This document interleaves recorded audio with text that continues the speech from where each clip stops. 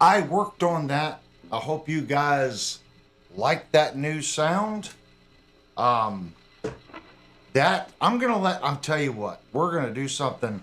Guess the amplifier. And there's other amps. There's the Friedman. There's the Yamaha. There's the Line 6 Stomp. The Fender GTX 100. The rack amp. The Egnator. And if I was crazy, maybe the SWR. But I'm kind of giving away because there's no mics in front of it. So, well, I'll call it easy. It's not the SWR. So which amp do you guys think that is?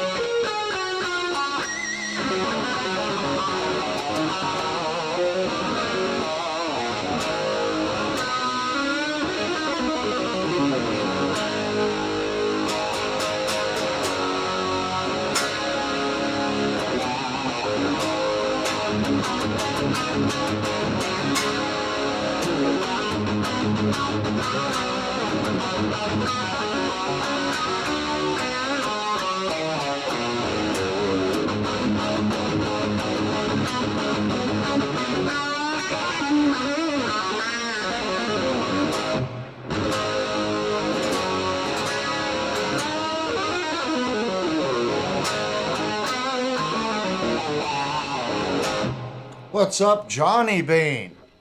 I was just through the question of the night out. Which amp is that?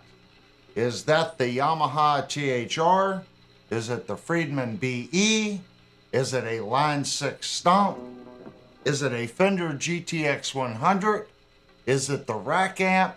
Or is it the Egnator? I'm seeing one answer. Brian says it's the GTX 100. Steve says GTX 100. Timmy said it's the Fender.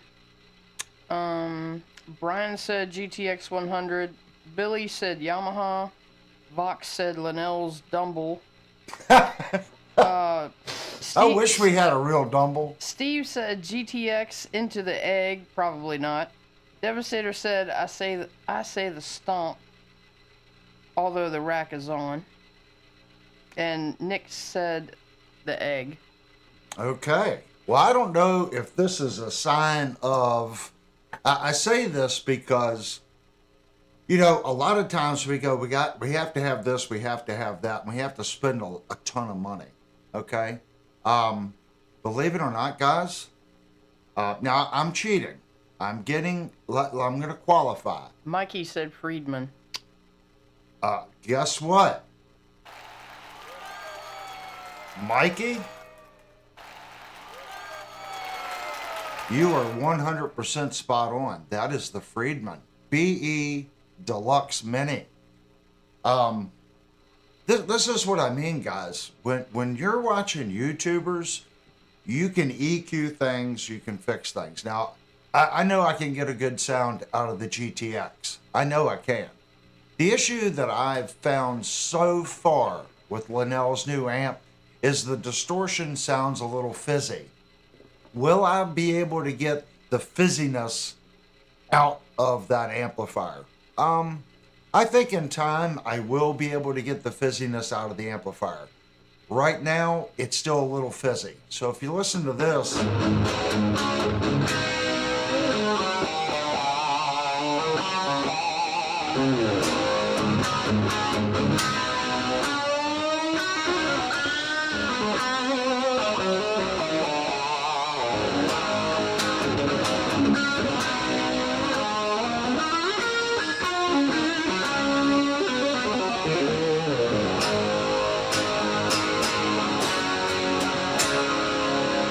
Right there is where you can tell.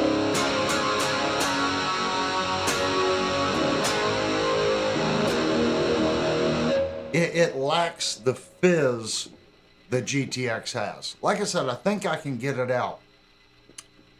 The next in line, what I hear here would probably be the Yamaha. Okay? And I deliberately put an exciter in it to make it sound like my rack amp.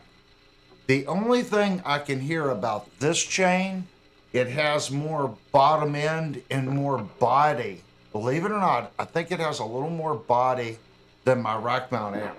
I was so impressed with myself when I was messing around with the BE. Now, the BE, the volume is at 1 o'clock, bass is at 12 o'clock, mid is at 11 o'clock, treble is at 2:30, presence is at 3:30, the cut switch is down, the tight switch is up, okay? And gain is at about 2:30, so it's a lot of gain. Billy said he hears feedback. Well, what you're hearing, it's the new X Pulse pedal. So if I turn, actually, it's not causing that much hum tonight. Yeah, there's a little more hum tonight. I've noticed when I use this particular amp, I get more hum in the signal.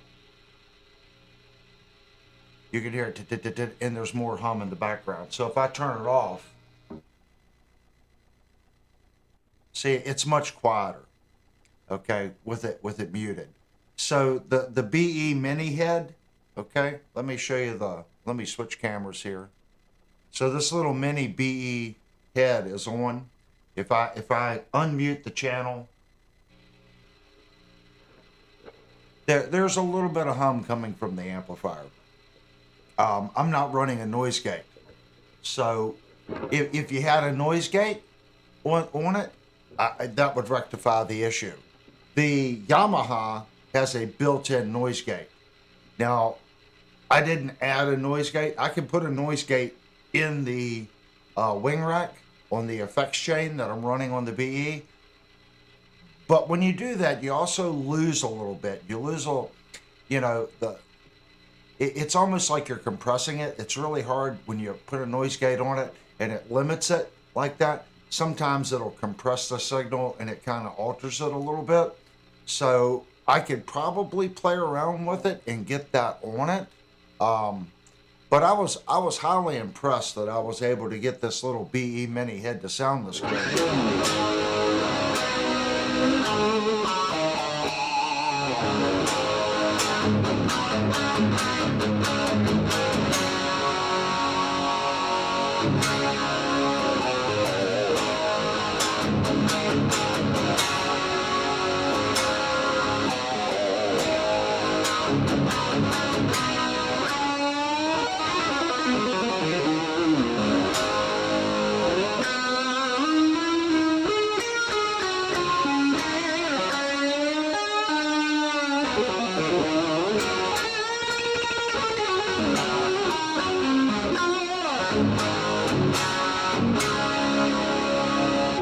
It doesn't feel slow under my fingers either.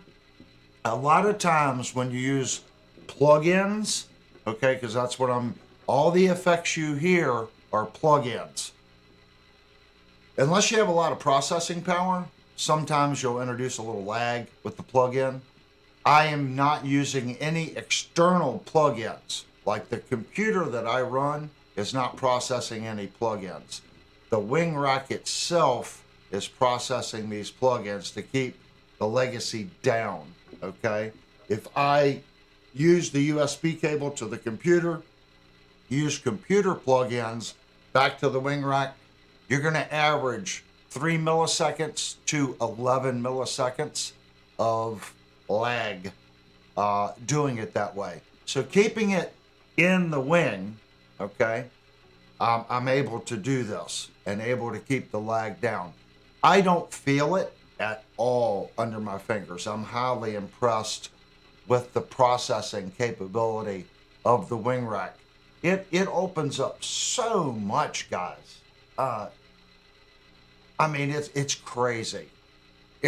Really, my rack over here, let me turn back on. Maybe you guys can see it. This whole rack is just full of stuff, okay? In reality, the only thing I'm using right now is my voltage power conditioner. I have a power conditioner. It keeps the voltage very consistent. So when you're looking at, let's say you're looking at like a 10 outlet power supply and it says conditioner, it's more about a noise conditioner, okay? This one actually adjusts the voltage. It has large capacitors in it. Unless there's a long sag in the voltage, it does a pretty good job of keeping the voltage. You can set this one between 110 and 120. I've got it set at 115. That way, if my voltage goes up, it has a little bit of storage. And if the voltage drops down a little bit, somewhere in that ballpark. We ran on 110 for years. They upped the voltage to your house about 20 years ago. They went to 120. It used to always be 110. Some older equipment does not, it works. But 115 is a nice safe voltage with the new stuff and your older stuff that was designed, in the mid 80s. So if you're unaware of that, you might want to look into it. You're looking at an old piece of gear, it'll say, 115, 110, where your voltage coming in is 120. they upped it to increase. The higher the voltage, the less drop there is, the further the distance between the transformers. So the power company changed that. So I have mine set at 115. It works pretty well. And then I have a power strip underneath of that that supplies power. That's the only thing I'm using in the rack now. Everything in my, what is that, a 30 unit rack, 30, let's say it's a 30U. Everything that I used to use is now on a 4U rack. That is so insane, I can't even get my mind around it. And I'm going to be honest with you, if you take 1,000 things that the wing rack can do, let's say you got 1,000 items, I might be using 2. I'm being honest. That's all I'm using in this wing rack. It is capable of doing so many complex things on routing your signal. Me personally, using it the way I'm using it here, I'll never use it that way. But having the feature set and the future growth, it's amazing. It's the best purchase that I've made in many years. I'm really hoping that this Behringer product holds up. So far, it's really impressing me. I really like the built-in effects that it has, the routing capabilities, just the channels. You know, it's 48 channel, but it's not 48. Every channel on this is stereo. Are you no longer using any tube amps? I still love my tube amps. Okay, we did a stream the other night with the Egnator with the microphones. I'm not gonna lie. Tube amps just have a warmer, meaner ability to them. The drawback a tube amp has, and if you played out, you'll know this. Some nights your tube amp will just be on fire and it'll set records. It's like, oh my gosh, that amplifier is just kicking it tonight. And then tomorrow night you might go to a place and the voltage is a little off and you got bad fluorescent lights and the amplifier is noisy and it just doesn't sound right. That's the only drawback to a tube amp out playing. Some nights, you know, depending on where you're playing and the acoustics and how much time it was before you turned it on, they're awesome. And then there's other nights it's kind of like, with solid state and digital stuff, it's very predictable, okay? So you get a more predictable sound time after time after time. Does that mean I like it more? No. I still, even though my rack amp, the effects aren't as good as the effects that I'm running right here, I hear it. I hear the delay, I hear the reverb that come free in this wing, and it's far superior to the reverb and the delay that I'm using in my art. Vox says regards to tube amps, he has a related question up on Discord that ties in. Yeah, we saw that earlier. Linnell's always paying attention to the Discord. You know, a lot of times, Vox, those little, I was big into hi-fi, and they used to have the little hi-fi amplifiers that were tube. I guess you'd call them boutique amplifiers and preamps for your home stereo. Those things were so awesome. You know, there's all kinds of small builders that make these, well, a lot of the boutique builders, they try to find old ham radios and old equipment. They steal the transformers out of them. Those transformers just have something magical about them. And if you talk to some of these guys, they'll tell you straight up, hey, I got this transformer, you know, out of this particular piece of gear.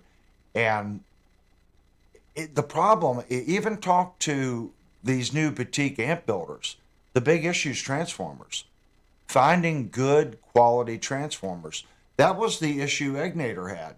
Now, whether it was them just trying to save a penny or the vendor, they had a tremendous problem with transformers blowing in the Egnator amp. They sound phenomenal. It's a phenomenal sound. I've never heard an Egnator that didn't sound awesome. Whether it was clean, crunched, distorted, they're an awesome sounding amp. The drawback was there were certain years that the transformers were just no good in them. So if you even talk to Friedman, if you watch some of his podcasts that he does, he's always talking about the lack of quality in components and trying to source decent components. And it comes down now where even finding a high quality tube socket is getting difficult. Why is that? Because if you don't make a lot of them, that means that company has to charge more. They have to charge more for a cheaper product because they don't make them every day. Wherein transistors and stuff like that, they're cranked out. There's so many companies making relays, MOSFETs, and there's all kinds of different grades. There's, the guys that are doing ham radio, and that stuff has to be very quiet, very shielded, high quality components. Then you've got home stereo and component use type stuff, studio stuff, amps. There's different grades. So these manufacturers, they're not going to put the best of everything in. They're going to go, do I really need a shielded component here? Do I really need this or that? So they're going to go right to that line, and then it's about making money. They have to make money. Have you ever tried using the 4-cable method? Yes, that's how my rack is set up with the 4-cable method. I'm running the preamp and the ART, okay, along with the 4-cable method to the Synergy rack preamp. What about the Crate 1x12 solid state amps? 1x12. Crate. I had some friends. What was that Crate? That Blue Voodoo. Someone can put in the chat if they know which one I'm talking about. It was a tube amp. Oh, thank you, Mr. Devastator. I just happened to open the chat. I think it was a Blue Voodoo that Crate made. It's still one of the sought after mega metal amplifiers. I like that amp. It's very noisy. It's got a lot of hum, but it's got a lot of gain. And a lot of guys that played it, well, when the band's playing, you can't tell it. And I guess they're right. When you're playing it, you can't tell that there's all this hiss and noise in that amplifier. Other than that one, I was not a fan of Crate. That's just me. I always thought Crates sounded very artificial sounding. Before the digital artificial sound, there was Crate. And even though that was, I guess, a solid state circuit, the distortion circuits to me didn't break up right. And I think that one guy, he's very popular. He's dead now. He played Dean guitars for a while. If everyone knows who I'm talking about, can post in the chat, please. He played solid state, I think, Crates. But he's got a sound that wasn't for me, if that makes sense. Everybody has their own sound. If you like the tone the Crate makes, don't let me tell you it's no good. I'm telling you that I never cared for it. I can't think of anyone that ever had a Crate that died. Dimebag? Dimebag, that guy, yep. His sound is that amplifier. How he gets that sound out of that, it's like Eddie Van Halen, okay, guys? He was using a Variac and did this or did that to those old Marshall heads. And you could do the exact same mod and it may or may not sound the same. It just so happened he got the right amp and did the right things, and the tubes did X, everything aligned. So when Dimebag did his mods and whatever he's doing to those amps, it's just a sound. That's his sound. If that's the sound you want, you need to start there. And that's what I tell people. If you're wanting that 80s sound, it's really inexpensive now to get 80s rack gear. Dimebag played Randall amps. Randall, that's what but it was a solid state. It wasn't tube. Yeah, it was solid state. That's my point. Everyone talks about tubes. He didn't play tubes. It was a solid state Randall. And the Synergy system that I'm talking about right here, everyone says Randall was the first. Randall was actually the second company to introduce the module system. Beretta Vandy says, my grandson has a blue Voodoo 212 I got for $200. Yeah, they made that in a head form with a 4-speaker cabinet. They're vicious. I'm not familiar with the 212 combo one. If it's anything like the head and the 4-speaker cabinet one, that can be a vicious amplifier on distortion. The drawback is I always thought they were really noisy. There's a lot of fuzz when you're not playing. I always pride myself in trying to keep a very clean signal. You know, you watch guitar players get on YouTube, and they're using so much gain. As soon as they stop, what do? They come back and they roll off their volume. I don't like that. I've never. If you watch me, I don't do that. I'm not used to doing it. I'm not used to playing with an amplifier that's so far out of control that you have to do that. I watched an interview with Eddie Van Halen, and I forget what guitar player come in, and Eddie was wailing away on his amp, and the guy said, hey man, can I play that? And he played it, and the guy was like, this thing's uncontrollable. It worked for Eddie. Does that make sense? So when you get a feel for an amp or a feel for a sound, and you keep pushing it and pushing it and pushing it, you get used to doing certain things, okay? If you're used to it and you can do it, I mean, Eddie made it work. Evidently, that amplifier, if you wasn't used to it, it was just an uncontrollable beast. You know, I say, this is my opinion. Find a sound that you like and chase it. Okay? Will you ever get that sound? Maybe, maybe not. But what you will find, oh, thank you, Mikey. What you will find is somewhere down the road, someone's going to come up to you and say, my gosh, you've got an awesome sounding amp. And you're probably the night before going, man, I wish I could get this amp to sound this way, or that way, or this way. Does that kind of make sense? But someone else is going to hear your setup and go, man, that thing is vicious. I hear it all the time. When we do reviews, people come up and they say, that's a vicious sounding amplifier. And I'm chasing a sound. And sometimes I'm like, I just didn't get it. And then someone will make a post. That's a great sounding amp. I've had a couple of people in the stream say, you know, I've got a professional system that sounds really good. I like that. I want someone to say, when we're doing the normal stream and we're playing our normal equipment, that it's a good sound. That is emulating the style of music that I am playing. Last night we went through a bunch of kooky sounds on that GX100. I went back and I watched the stream. I'm going to say 75% of those sounds aren't for me. I think the clean sounds in that amplifier are phenomenal. If you like a Fender, okay, sounds and type amps, that thing really does the Fenders well. I think in anything past crunch, it starts getting fizzy. And that's nothing wrong with it. I'm sure, just like anything else, once you get into the architecture and you start playing it and you start learning, you're going to figure out how to get that, whatever. We're going to take the GTX 100 for right now. If you use it and you play it, give yourself time. You can work through it. Get some of that fizz out of the amplifier. It's difficult when you have a brand new product to immediately go to that sound that you want. I will say this. The first night she brought it home, I was programming it in 5 minutes. The only issue I was having was the sequence on the 3 buttons. Okay? And that was just my little squirrel brain not remembering which one to hit.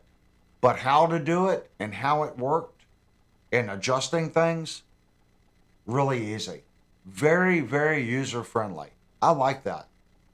Unlike my art over here, that thing is not user-friendly. It is not. The LCD screen is confusing.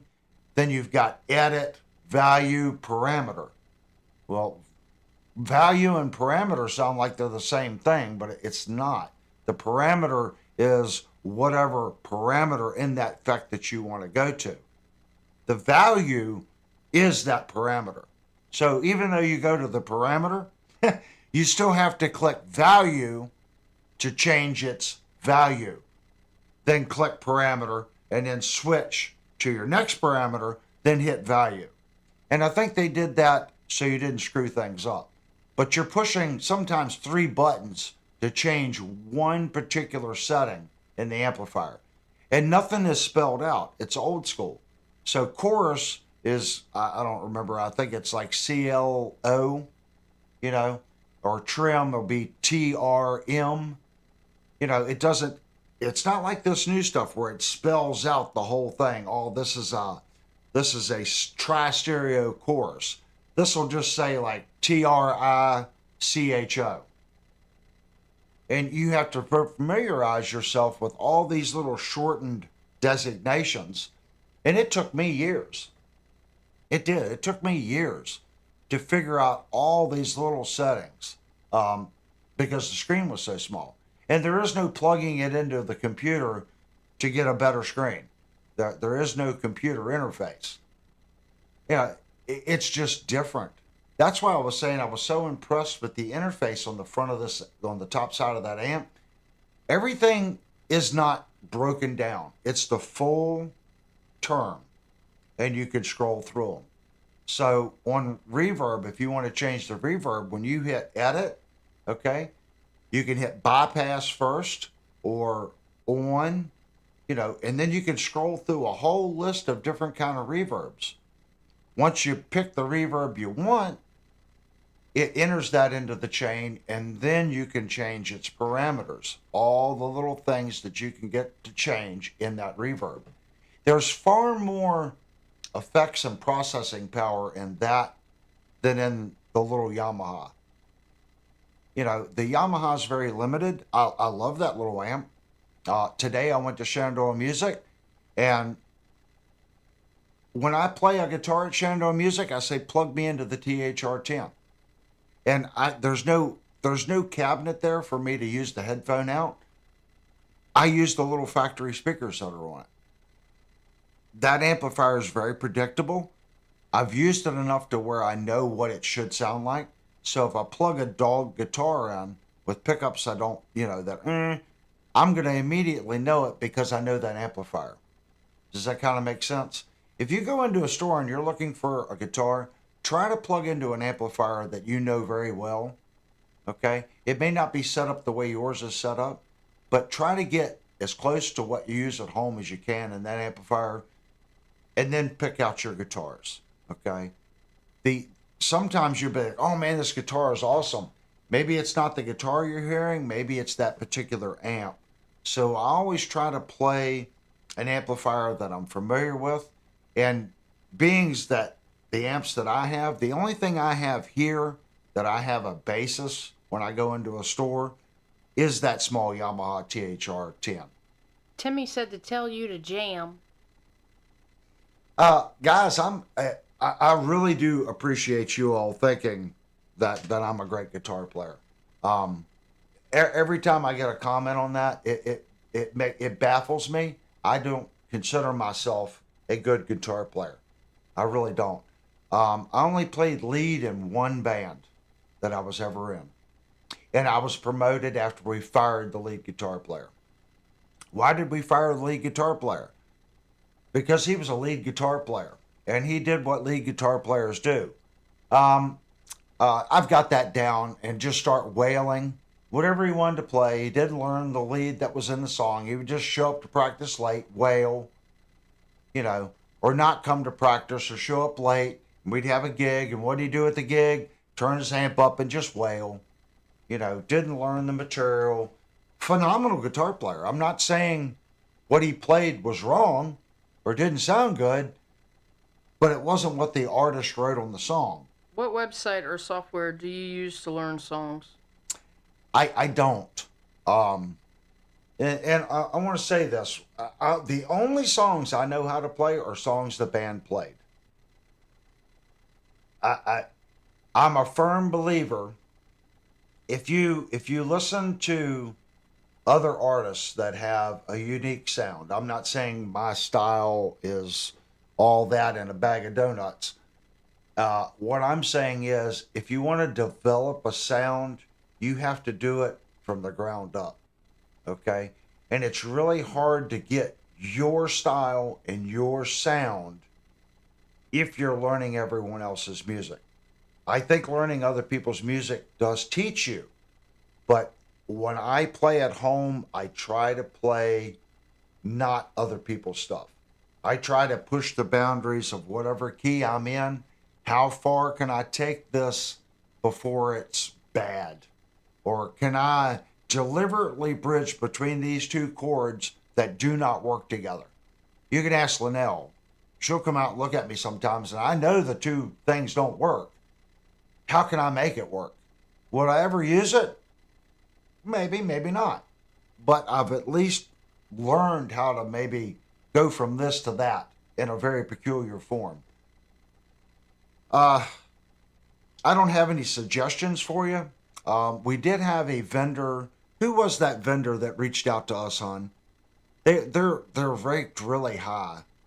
They wanted us to plug their learning system. And if you notice, we never really did too much of that. I don't remember. It was guitar something or another, I think. Yeah, we looked them up, and they had monster ratings as far as people liking them and saying it was a quality service for X. I just never got back to them. And the channel does need to make changes, so we might reach out to them. That way, if you guys want something, I do recommend them. We'd have to go back and find out who it was. They were ranked like number 1 and number 2 in every place we looked, ranked this particular thing number 1 and number 2. And they had everything from beginning to advanced. The channel's got to change for one reason. This channel makes zero money. And the money that it does make goes into free stuff. So the ad revenue that YouTube gives me is nothing. And I've never really plugged instruments as far as links. I did finally get on with YouTube's affiliate program, and that is allowing me to go through YouTube, okay? Because YouTube is the main affiliate, and that has opened up the door so far. I've seen Guitar Center, Sweetwater, and AMS. Now, YouTube will take part of that, but that's going to open up a little bit. And you can look on the bottom of the videos.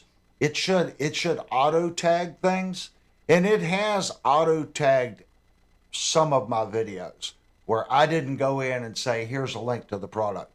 YouTube just automatically linked what we were talking about in that video. If you purchase anything on that link, okay, most of the time, the worst is Sweetwater. I think it's 5%. So let's just say 5% of 100 is $5. YouTube is going to take 30% of that. Every little bit helps. So the channel's going to probably do a little bit more of that, guys. It's not a plug in the middle. It's not ads when you're watching the screen, but there'll be a link at the bottom. As far as live streams, we never know what we're talking about, so it's not like I can put links in for products. If someone has a good suggestion for a online learning program, what's the guy that wrote, he did a lot for Bon Jovi. Got a really big YouTube channel. I know his program is really, really good. He was a session musician, older fellow. I know Philip Ignite knows him really well, and that's the only person Philip recommends. And I would have to agree. I've went to his website. I just can't remember the guy's name. If someone knows, Philip doesn't plug him all the time. Phil X, I don't think that's who I'm thinking about. It's an older fellow, like he's in his 60s. But he did a lot of session work in the 80s. Most of the bands that you guys think were phenomenal guitar players in the 80s, most of those guitar players, believe it, Tim Pierce, that's it. I would, whoever was looking for lessons, type in Tim Pierce. He's going to have everything from the basic beginner stuff way up to advanced. Was that website called Guitar Tricks? Was it Guitar Tricks? I don't know, but I think that's also a learning. You can pull up my Gmail account on the Music and Gear, and you could go back and find it. I mean, we get nothing. Whether you go to Tim Pierce or someone, I don't get anything. But I would 100% trust anything Tim Pierce puts out. The man is just a walking dictionary on music, not just songs. The man played so many songs that you guys don't realize. And it's so funny, he would record it. He was the Smurf player for the band, and then the guitar player couldn't play it. So I remember going out, late 80s, early 90s, listening to bands like, this sounds nothing like the album, because they didn't play on the album. Smurf musicians did it, and then they had to learn it. It's actually crazy how many bands did that. And then bands that did have good guitar players tracked that guitar player. He wasn't just here. It's like Quiet Riot. Quiet Riot, Ozzy Osbourne.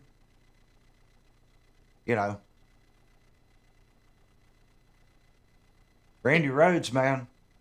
Quiet Riot. Do you have any experience with the Boss Super Overdrive SD1? I don't personally, but I know that's a great pedal.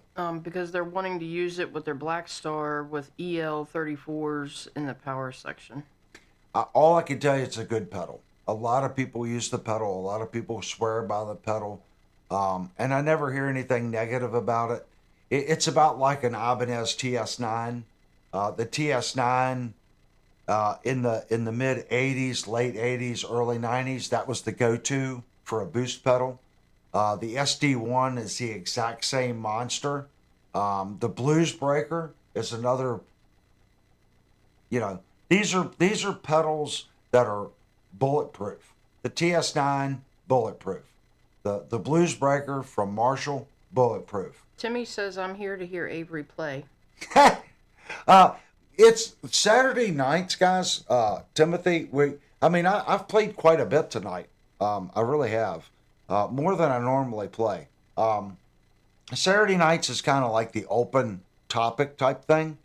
Yeah, and that's what we want to do. We're here to talk about gear and stuff. So, Timothy, just hang out and we'll do some more jamming. It's just time. And I want to get people on. I see Searching for Tones in here. I'll reach out to you first. Because I've made this comment before. Any night you want to get on the stream with me, Brian, you're invited, and I've invited other people, but no one seems to be taking the hook.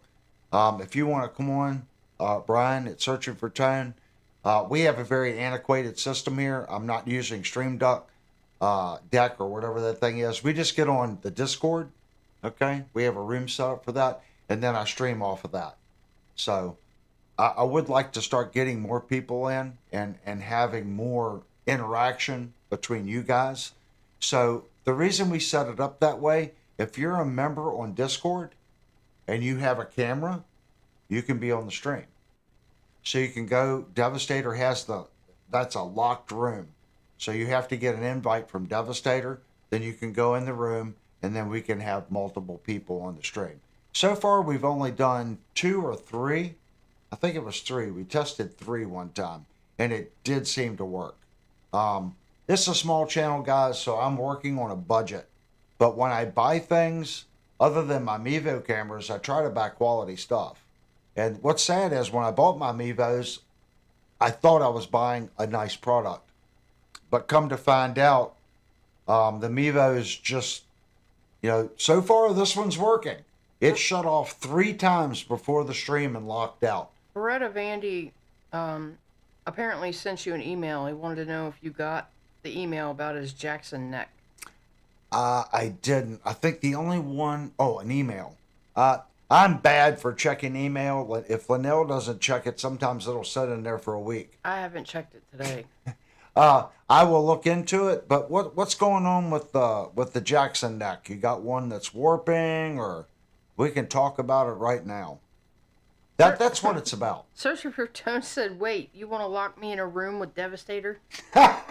Well, just make sure you have, tight fitting underwears and some really baggy pants, and you two will be fine. As long as it's not Captain America, we'll be good. Oh my gosh. I went back and watched that stream, guys, when y'all were talking about the Captain America stuff. I'm sitting there going, oh my gosh. When the new people come in here, they read that and they're like, these guys are fruitcakes. And that's cool, because I'll be honest with you, they don't call me squirrel brain for nothing. Oh my gosh. I'll handle him, Cheryl. Wow. That's what I'm talking about. I love the community here. Everyone can kind of rub on everybody. This is supposed to be lighthearted, guys. I mean, we're here because we like these things, these little 6-string monstrosities. And as a musician, we need to be lighthearted and be able to take jokes. I learned real quick to be able to take jokes. Beretta Vandy said frets are done for and the fretboard itself is badly worn. Yeah.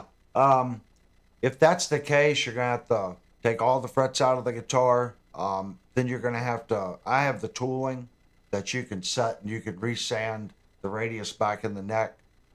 It comes down to, and I'm not going to lie to you, to do it right, to refret a guitar like that and do the neck right, it's expensive. He sent a pic of the neck and also a pic of his Nitro 3. Yeah.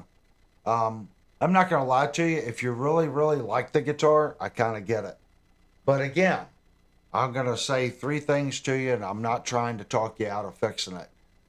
The neck will never be what you remember. I don't care who does it. It's like putting a brand new neck on the guitar. If you take that neck and you pull all the frets out of it, and I don't care who does it, okay, and you get the neck back down to, let's say it's a 14-inch radius, whatever it is, you do it perfect, and you get the frets in it perfect, it won't even be like the guitar when you first bought it. It's going to be a completely different animal. Will it be better or worse? I've done it, and people like it's 10 times better. And I've done it, and people are like, man, you've run my guitar. It's nothing like it was. He said just replace the neck then? Yeah, or just replace the guitar. Because you're probably at bare minimum to do that work, to do it right. I'm going to guess. I mean, I'm in an expensive area, so my labor rate's higher because I'm in Washington. I wouldn't think anyone would tackle that under 400. And in my little squirrel brain, I'm thinking it's probably run you about 500 to do the work, to do it right. And that sight unseen, maybe it's not as bad. But either way, if you got to take the frets out and you're reshaping the neck because it's a lot of fret wear, you could be taking, a 32nd off, or you might be taking more off. The issue is if you got a bad spot here, you got to find the worst spot in the neck where it's wore out the most. That's your new level spot. If that's a 16th of an inch down, then you're taking I doubt if it's a 16th. It's probably only maximum a 32nd. It's probably in between a 64th and a 32nd. So now you got to take the whole neck down evenly to that low spot.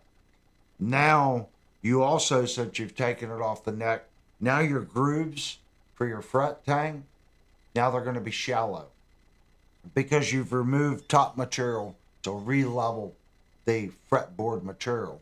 So now you have to get in here and resaw and clean out the bottom of all these frets because you've removed top material.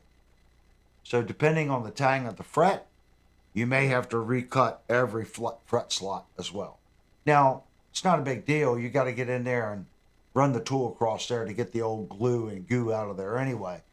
But now you're going to spend a little bit more time cutting it down a little lower. What I tell people on stuff like that, unless you really, really love it, there's 50,000 really good guitars out there. Well, he loves the guitar, which is why it's worn so bad. Yeah. And I've got one right in the other room, my PV Nitro. I do it. I've done a lot of guitars, and I won't do that guitar. I know if I do it, the guitar will be playable again, and it'll be great. He said it's worn down almost a 16th at the deepest part of the fretboard itself. Yeah. My PV's not that bad, but the frets are shot. And I don't do my PV because I know it's not going to be the same guitar when I'm done. Right now, even though it's worn out and the frets are chewed, it's still my guitar. When I play it, it still feels like my guitar. If I refret it, it's just not going to be the same guitar. And I'm not talking you out of work. I'm not. I'm not saying. I'm just letting you know it's not going to be the same guitar. Find another one that you bond with like that. Will you find it next week? Probably not. But there are other guitars out there that you can bond with. And what I tell people, if you got that guitar and that's your baby, don't keep it. You know, put it on the wall and play it occasionally, like I do my Nitro. There are spots where it buzzes because I've just chewed the frets down to nubs in some places. But it's still my baby. Could I fix my baby? Again, I could. But it's not going to be the same guitar. And I'm so scared. She's going to walk through. No, I'm not. The Queen has made her appearance. Oh my gosh. Wow, guys. I just don't want you to think this channel's about honesty. You know, what's the old saying? If I take two Fender custom shop guitars, they're not going to play the same. Your guitar plays the way it does because it's that guitar. You know, I think about this all the time. When we do reviews on guitars, and that's why I always say at the end, if you bought one of these, please post. I'm reviewing one guitar. I could have got the one that just had all the magic sauce. Or I got the one that just got, oh, it's Friday, I'm going to go get a beer. It's very important that when you guys watch the reviews, if you own that guitar or you've purchased it, to post what you got. That's why if it's really your baby, man, I don't think I'd mess with it. Just keep it, play it occasionally, and start on the hunt right now for your next baby. I can honestly tell you, if you're looking for a Jackson replacement, the Jackson Virtuoso, the American-made Now, if you buy a used one, make sure it's an American because they made some of those in imports before they brought them back over here. The American Virtuosos are just phenomenal playing guitars. Critic says, can you refret without shaving the fingerboard? Yeah, you can. That's going to be less obtrusive to the guitar. But again, that's all technically my PV needs. It's just not going to be the same guitar. But yeah, you can refret it. And the guitar will be great again. I just don't want you to think that it's going to be however you feel about the guitar. It may or may not be that guitar when you get it back. And I don't care who does the work. Even if they have a pluck machine, it may or may not be the guitar that you remember. It could be better, it could be the same, or it could be a lot worse. It's a Jackson Pro Series from the 90s. Yeah. You might get it and go, oh my God, this guy destroyed my guitar. Reverse headstock. Yeah. I would look at a Virtuoso, man. I'm not trying to spend your money, but this is just how I view it in my world. Like I said, my Nitro's worn out. I want to keep my Nitro because I played so many places with it, and it's worn out for a reason. Because I played it. And when I thought I was done playing it and I bought another instrument, I went right back to it. And I played it. And then I'd say, I got to get a different guitar. I'd buy something new, play that for 2 or 3 months, and I went back. That was my guitar. It was my guitar for 25 straight years. No matter what I bought, at what price point I bought at, the PV Nitro Active outplayed it, in my opinion. That was my home. My hands were used to it. I was used to the weight. I was used to the way it fit. It was just my guitar. I have since gotten away from it and I've opened up my palette to more styles and more guitars. I know. Have you seen? Let me ask you. Have you seen Linnell's Jackson? Has he? I don't know if he's talked about Linnell's Jackson. Linnell has a Pro Jackson, and it's a great guitar. Let me grab that one. Does it have the whammy bar on it? Yeah. Okay. We're gonna have to scoot this. I don't want to put a scratch on it. It'll kick my butt. Here's Linnell's Jackson Pro. Let me get my headphones. This is a stupid nice guitar too. Okay, I think I've muted the channel. So let's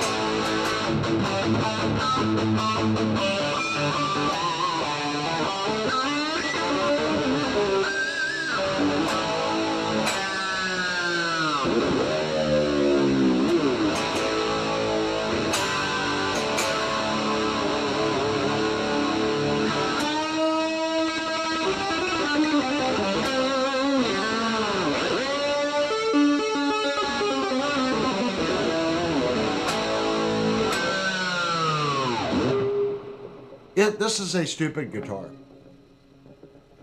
I can tell you right now, if you're looking for a replacement, Sweetwater, again, do not pay $14.99 for this guitar. Sweetwater always has it on sale. I've got a link to this guitar on the video that we did on the review. It's on sale right now for $12.99. Yeah. Yeah, $12.99. This is a nice guitar. Well, it was. I don't know if it still is. I haven't looked. It's bound neck, crackle. And if you're not into the crackle, they got a silver one too. The silver one's same price. I like this guitar.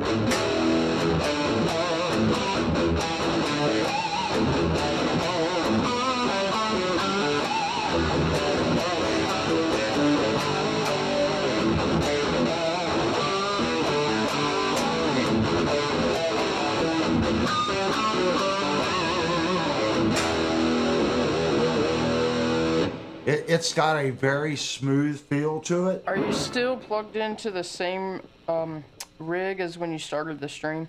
Yeah, I'm plugged into the Mini BE. These are Seymour Duncans too. The other guitar has Seymour Duncans in it as well. I don't remember if this is the TB4 or what they put in this one, but they are Seymour's. This one has the Floyd Rose, I think 1000. Okay, it's quality components. The tremolo is very smooth. It's very predictable. The only thing they didn't do on this guitar that the Virtuoso has, this one has the Jackson tuners, and the Virtuoso has the MG Godot locking tuners. So you can take this guitar, spend $80, put the Godos on it. I don't have an issue with the tuners that are on this guitar. It's got a locking nut, so you really don't need the locking tuners. I think at $12.99, this is a stupid guitar.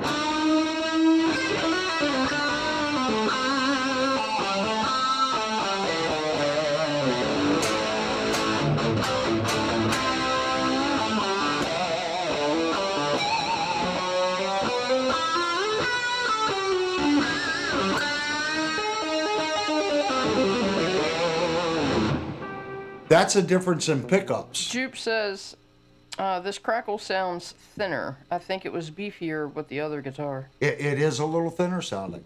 It is.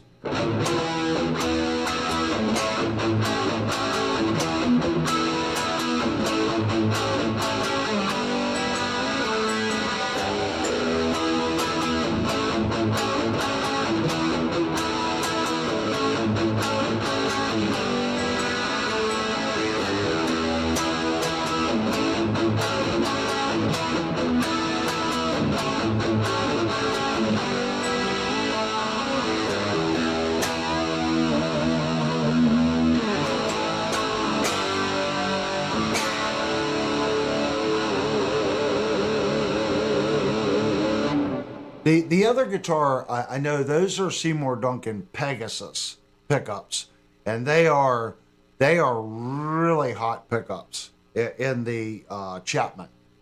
I'm not too sure. Someone can Google what this one has. I think it might be the TB4. I'm not overly sure. Yeah, Jackson's rock, man. I mean, they're just.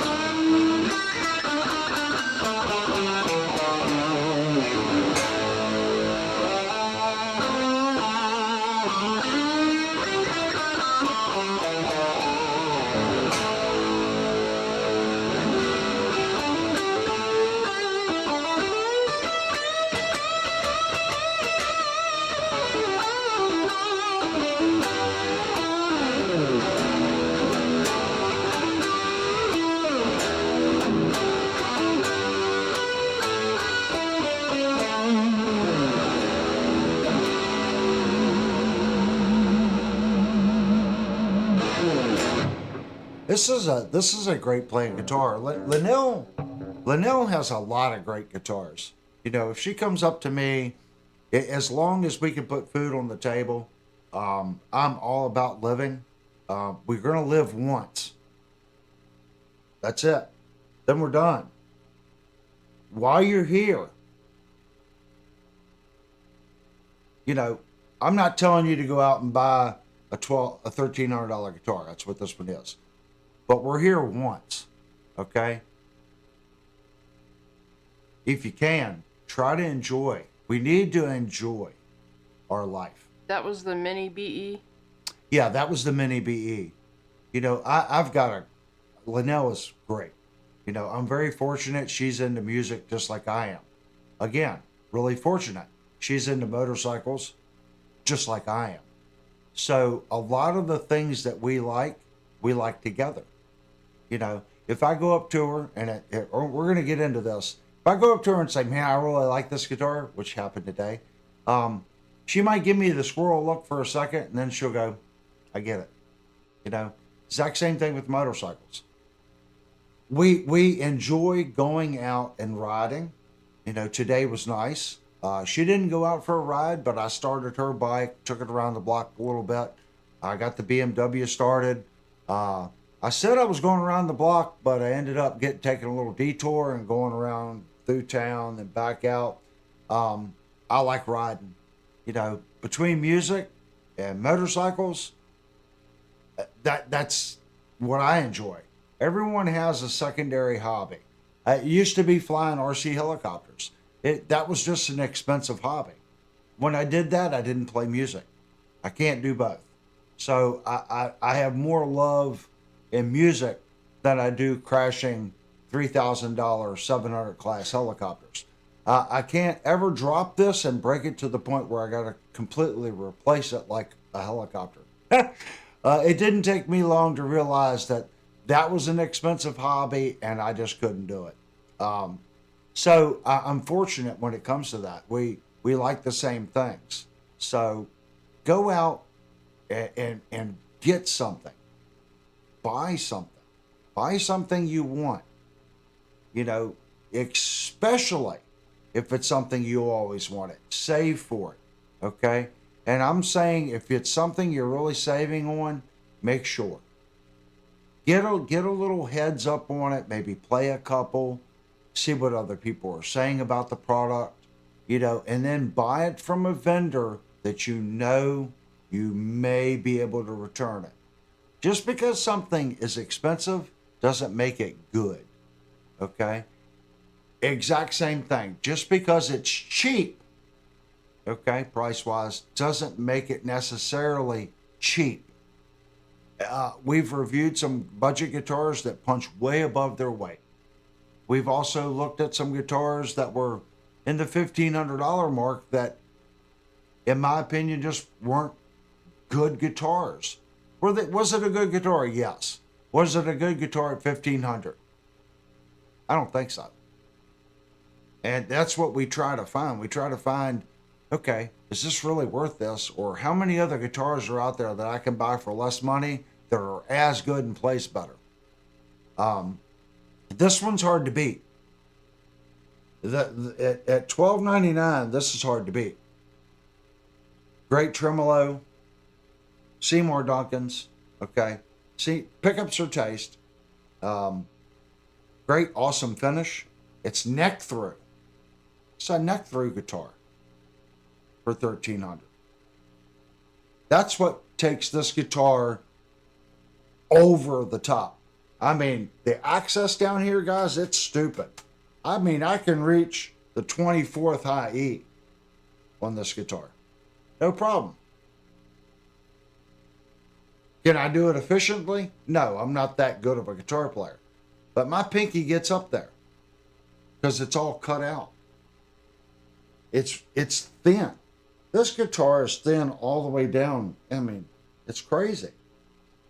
Look.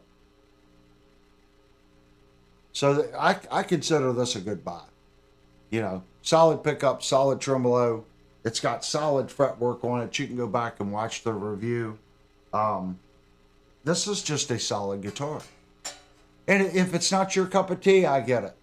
You know, the finish on it, I like it. This is more Linnell's type guitar. I think I would get the other color one. I think it comes in silver too. I wish they made this guitar in the Lambo orange. That's a stupid Jackson color. It's Lambo orange. You can get it the Virtuoso neck through in Lambo orange. Love that color. I also like the bolt-on Virtuoso in the red. I forget what it's called. That's a beautiful color. The pink one, I was just looking at a pink one today. I found one brand new for $1,750. Bolt-on, American-made, Seymour Duncan loaded, 1,500 bridge, Godo locking tuners for $1,550. Oh, Linnell showed it to me. She goes, "What do you think?" I'm like, oh, really? I felt like saying what you guys say. You're killing me, Smalls. Because I love that guitar. I wish I could have kept the red one that was here for review, but I just can't keep everything. It's too hard to keep every guitar. Blue Mox says, is the neck edges kind of sharp, but not sharp?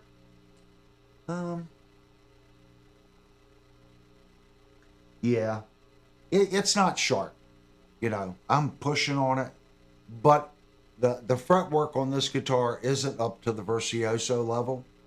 All you would have to do to this guitar is put a piece of tape down this binding so you don't scratch it and take some 1600 4 passes back and forth and that would disappear. But this guitar would pass the sock test. And I'm qualifying that because people gauge that because they watch Philip. Throw it out the window, guys. I bought some.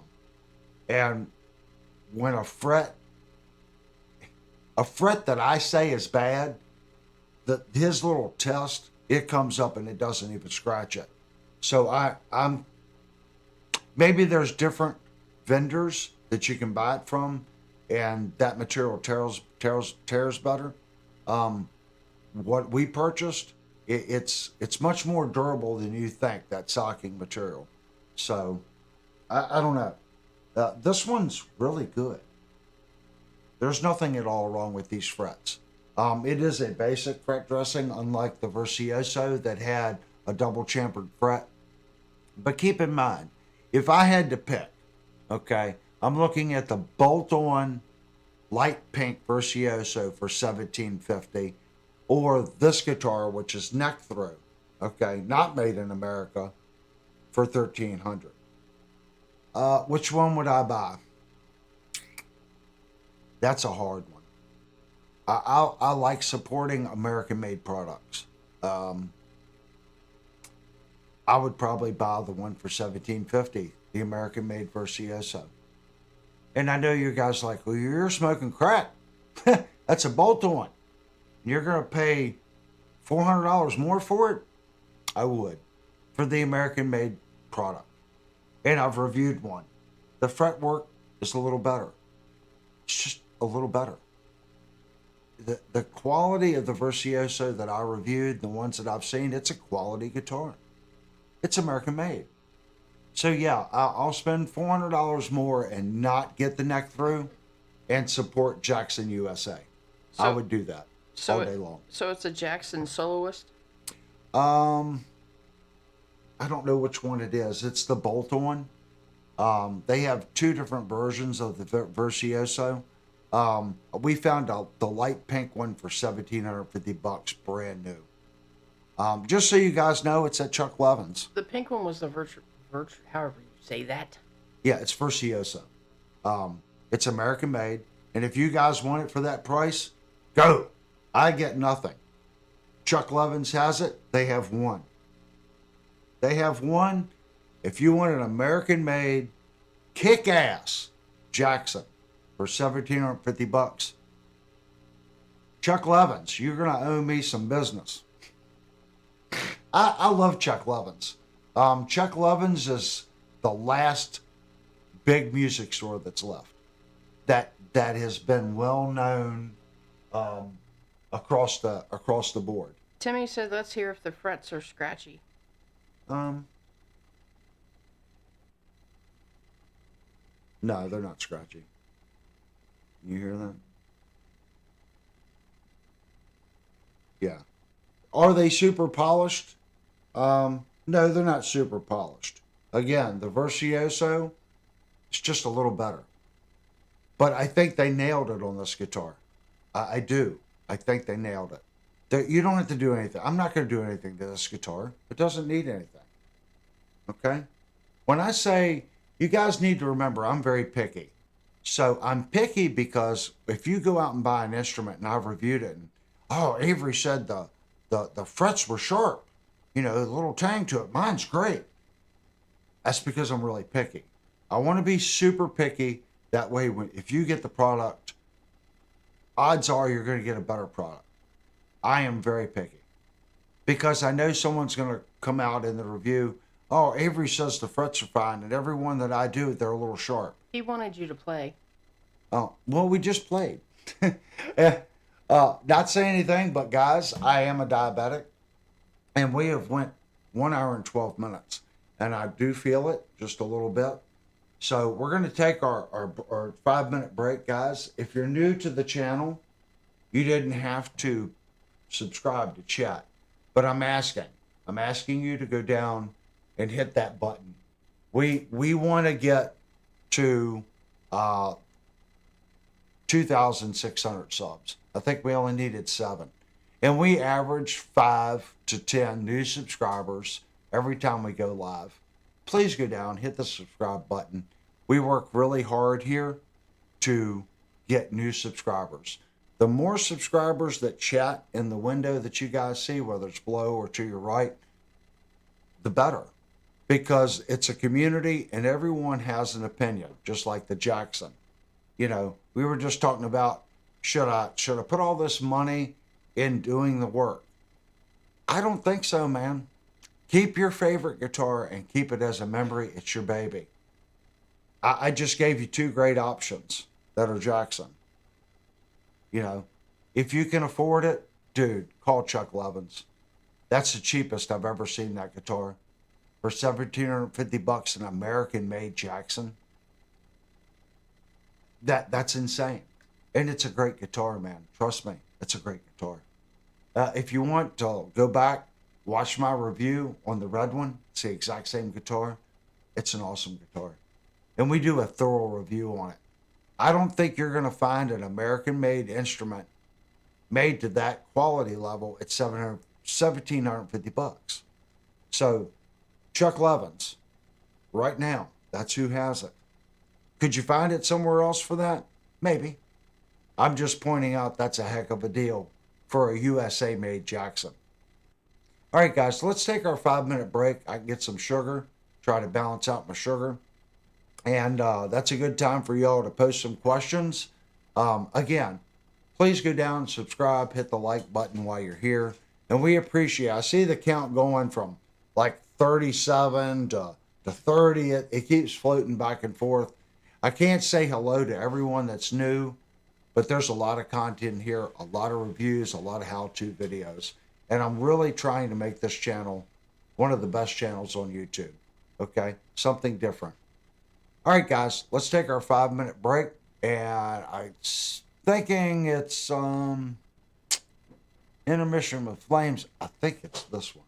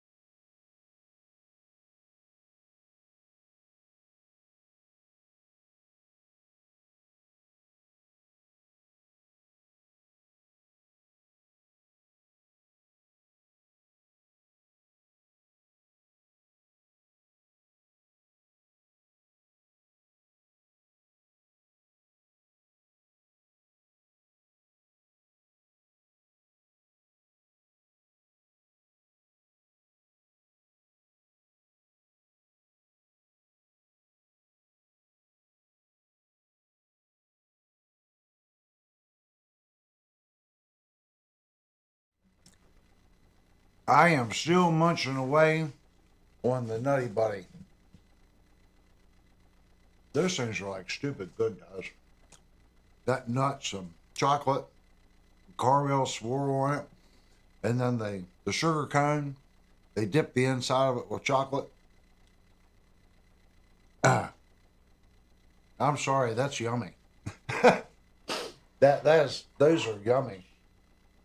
And the funny honey baby hot cocoa. So, since I'm waiting on my sugar to actually come up, I want to go over what happened today. We went to Shandor Music today. That's our go-to local store. Free plug to those guys. That store allows me to take instruments home and review them, and they're good guys. They just did a podcast with another gentleman the other evening. I have not watched it yet, but I do plan on going and watching the podcast.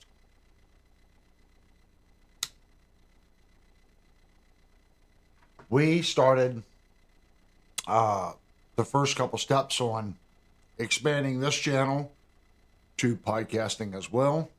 Don't know when that's going to start. When I do the first overall podcast, I want things to be a little different as far as what they see and what YouTube sees. So probably be in the next couple of weeks. We're going to be streaming to multiple platforms. So with that being said, there may be questions that the YouTube crowd doesn't see that the other crowd. I know that there's software that you can buy that'll combine both, so both parties can see. Like if you're on Spotify, you'll be able to see the YouTube comments, or YouTubers will be able to see the Spotify comments. I'm not overly sure how that's all going to work. We will probably just keep it simple and keep it separated for right now, and the podcast will just be something that you can watch too, and there won't necessarily be that much interaction on that end for right now. So we'll just have to see how that goes. But we are actively pursuing expanding the channel to a pod type podcast.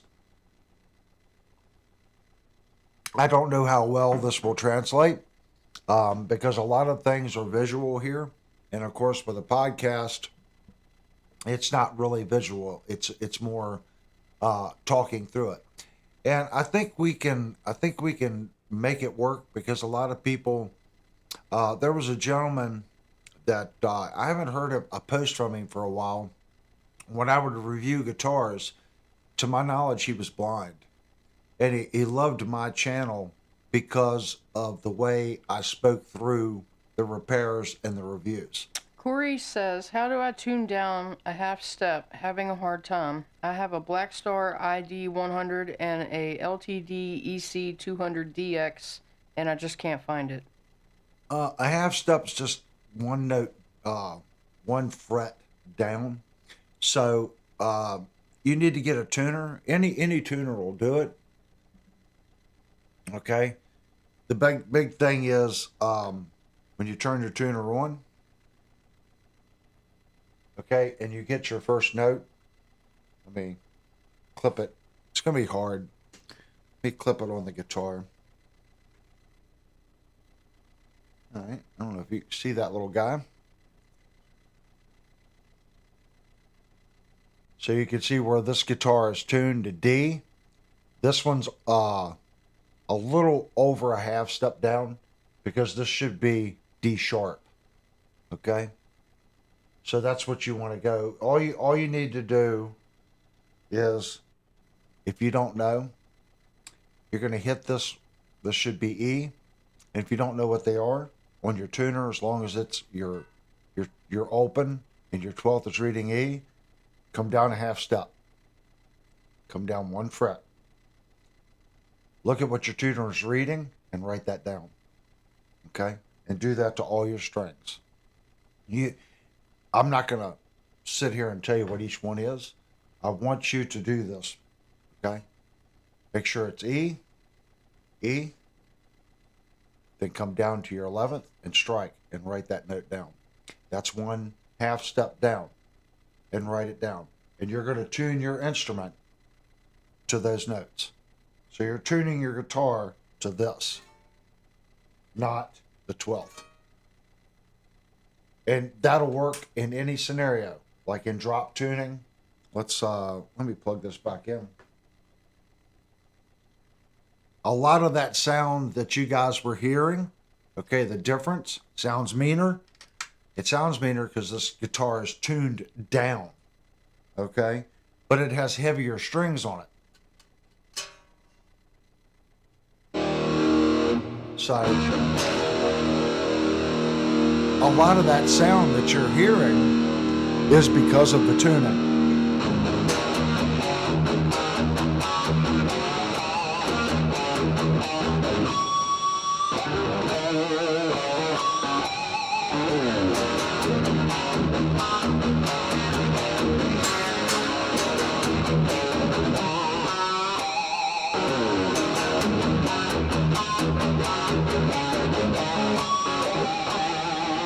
You can hear it.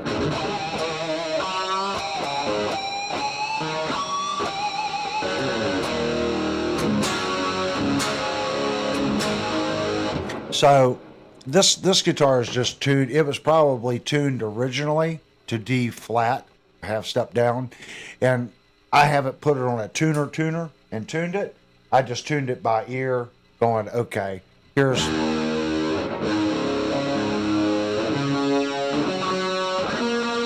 And the E string has now dropped below D sharp, if that makes sense.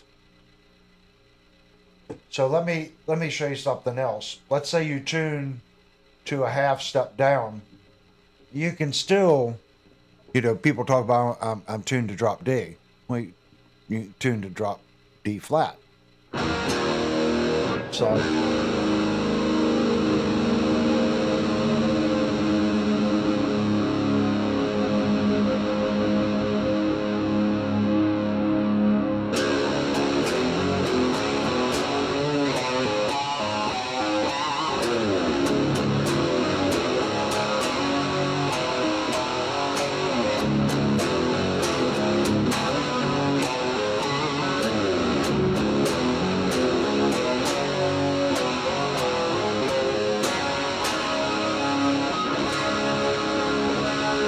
That's so mean sounding because I'm already technically, where are we at? You can see the blue line's a little above. So we're at G sharp, pretty close to G sharp. So this guitar is pretty close to a 1/2 step down. All I've done is I went to C sharp on the E string.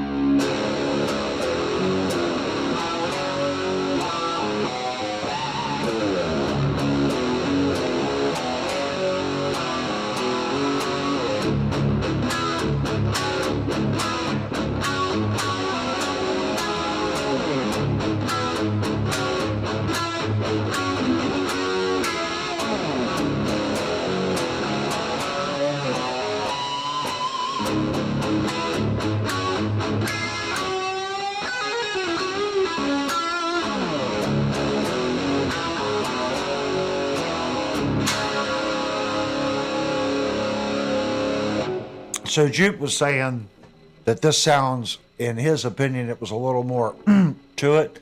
I could take the Jackson and change the tuning on it. That's another reason why this channel's here. If you don't know and you watch these channels, unless you have a tuner there and you're really paying attention to how they've tuned the instrument, there's so much to it, guys. Your sound, if you like the sound that I'm getting right here, this sound, even though I'm just using a Friedman Mini BE, this is going to be a hard sound for you to emulate, because I'm cheating. But I'm being honest that I'm cheating. I'm not post-processing. People, he post-processed. That's not post-processing. I'm taking my guitar into the Friedman BE Mini, but I'm coming out of the effects send into the wing rack. Okay. And I'm using plugins, okay, that are in the wing rack. My plugins are not being processed by my computer. As soon as you process those plugins with your computer, you're going to have lag. It's going to feel funny under your fingers. You need a separate computing system to process your plugins in your feed of your audio. Do not use the computer that you have your, Reaper and all that. Let's say you're recording to Reaper, and that computer, do not process your plugins in that computer. You need a separate computer, something that has the fastest processor that you can possibly get. 8 cores are fine. You don't need 20 cores, but you need an 8-core computer that's stupid fast processing. Really fast front side bus speed. Let that computer process your plugins, and that's going to keep your legacy down to like 5-7 milliseconds. I'm doing the exact same thing in the wing. I'm letting the wing process the plugins. So I'm able to get this sound even though it's just a little tiny mini BE.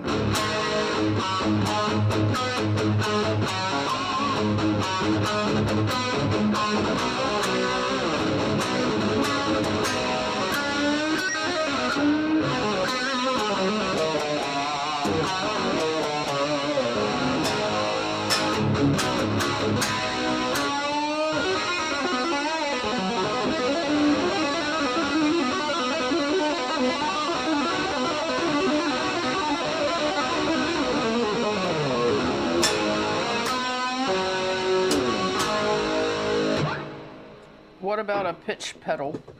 Pitch pedal.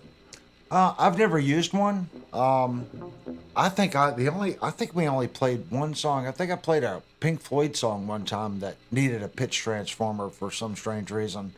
I know guys have a lot of successful using pitch transformers. When you use a pitch transformer, a good one will ask you how many steps down or up that you want the pitch.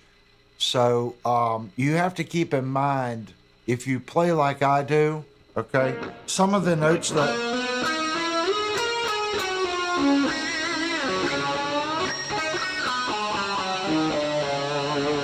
So this note, they are not in key, okay? If I was doing that with a pitch transformer, it can really get screwy sounding really quick on your blue notes or your sevenths. So you have to watch what you play, because it's this note and whatever you're shifting to.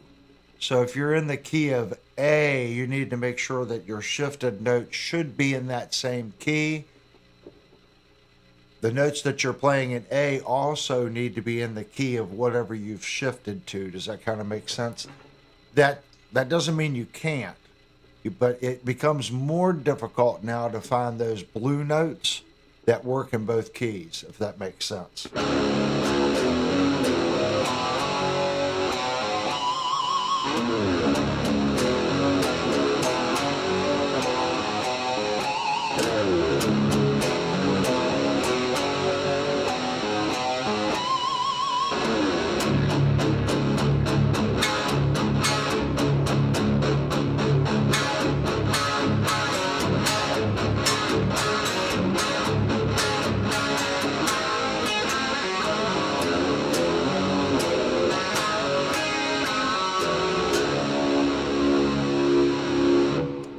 Those notes aren't necessarily it's you take the fifth, you either sharpen it or flatten it.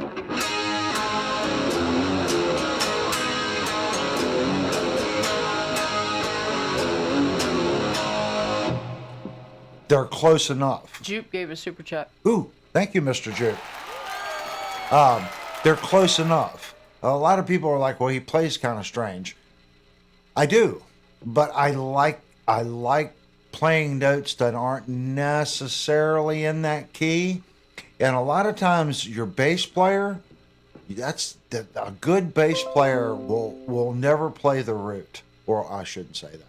that a good bass player will figure out the root and they'll start playing off that root, playing thirds, fifths, diminished, the seventh, whatever, and they'll build their bass line around their experience. Okay. If the guitar is in A, and let's say the bass player can play this one. Well, I'm in the wrong. All right. Let's say I'm playing. I would have the bass player play here. So together you form a chord. So if I'm going and I'm holding it, the bass player can hit this other as I'm, and it's an applied chord. Even though no one's playing the chord, it's applied. If you listen to a lot of these great albums that are just timeless, like Nick Johnson's Almost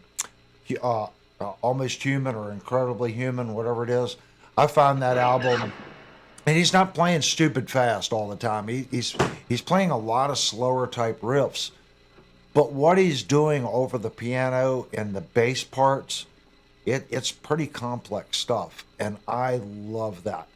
I love that he's playing simple, but yet it's still creating a complex melody. To me, that's awesome. I like that. I'm not saying that these guys are,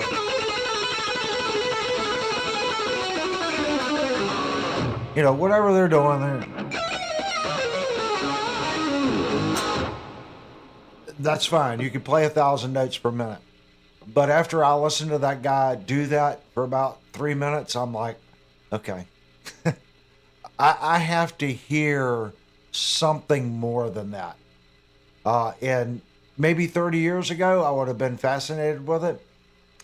But now there's so many people out there that are fast players. And I'm going to say they're talented. But it takes more than that. And when you listen to Nick Johnson and some of these other, like, was it Godfrey? Listen to some of these guys. It's the structure and what they're doing underneath of it just makes them stupid level musicians. That's kind of what I'm into. So when you start learning your down steps and stuff, just take everything with a grain of salt. I love this tuning. I love that sound.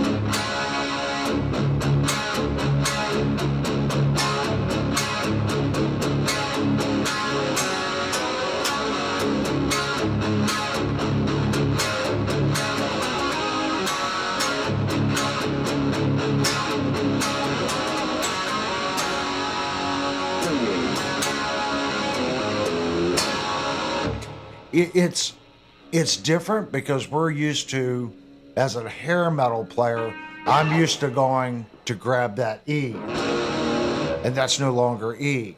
You got to remember it's open.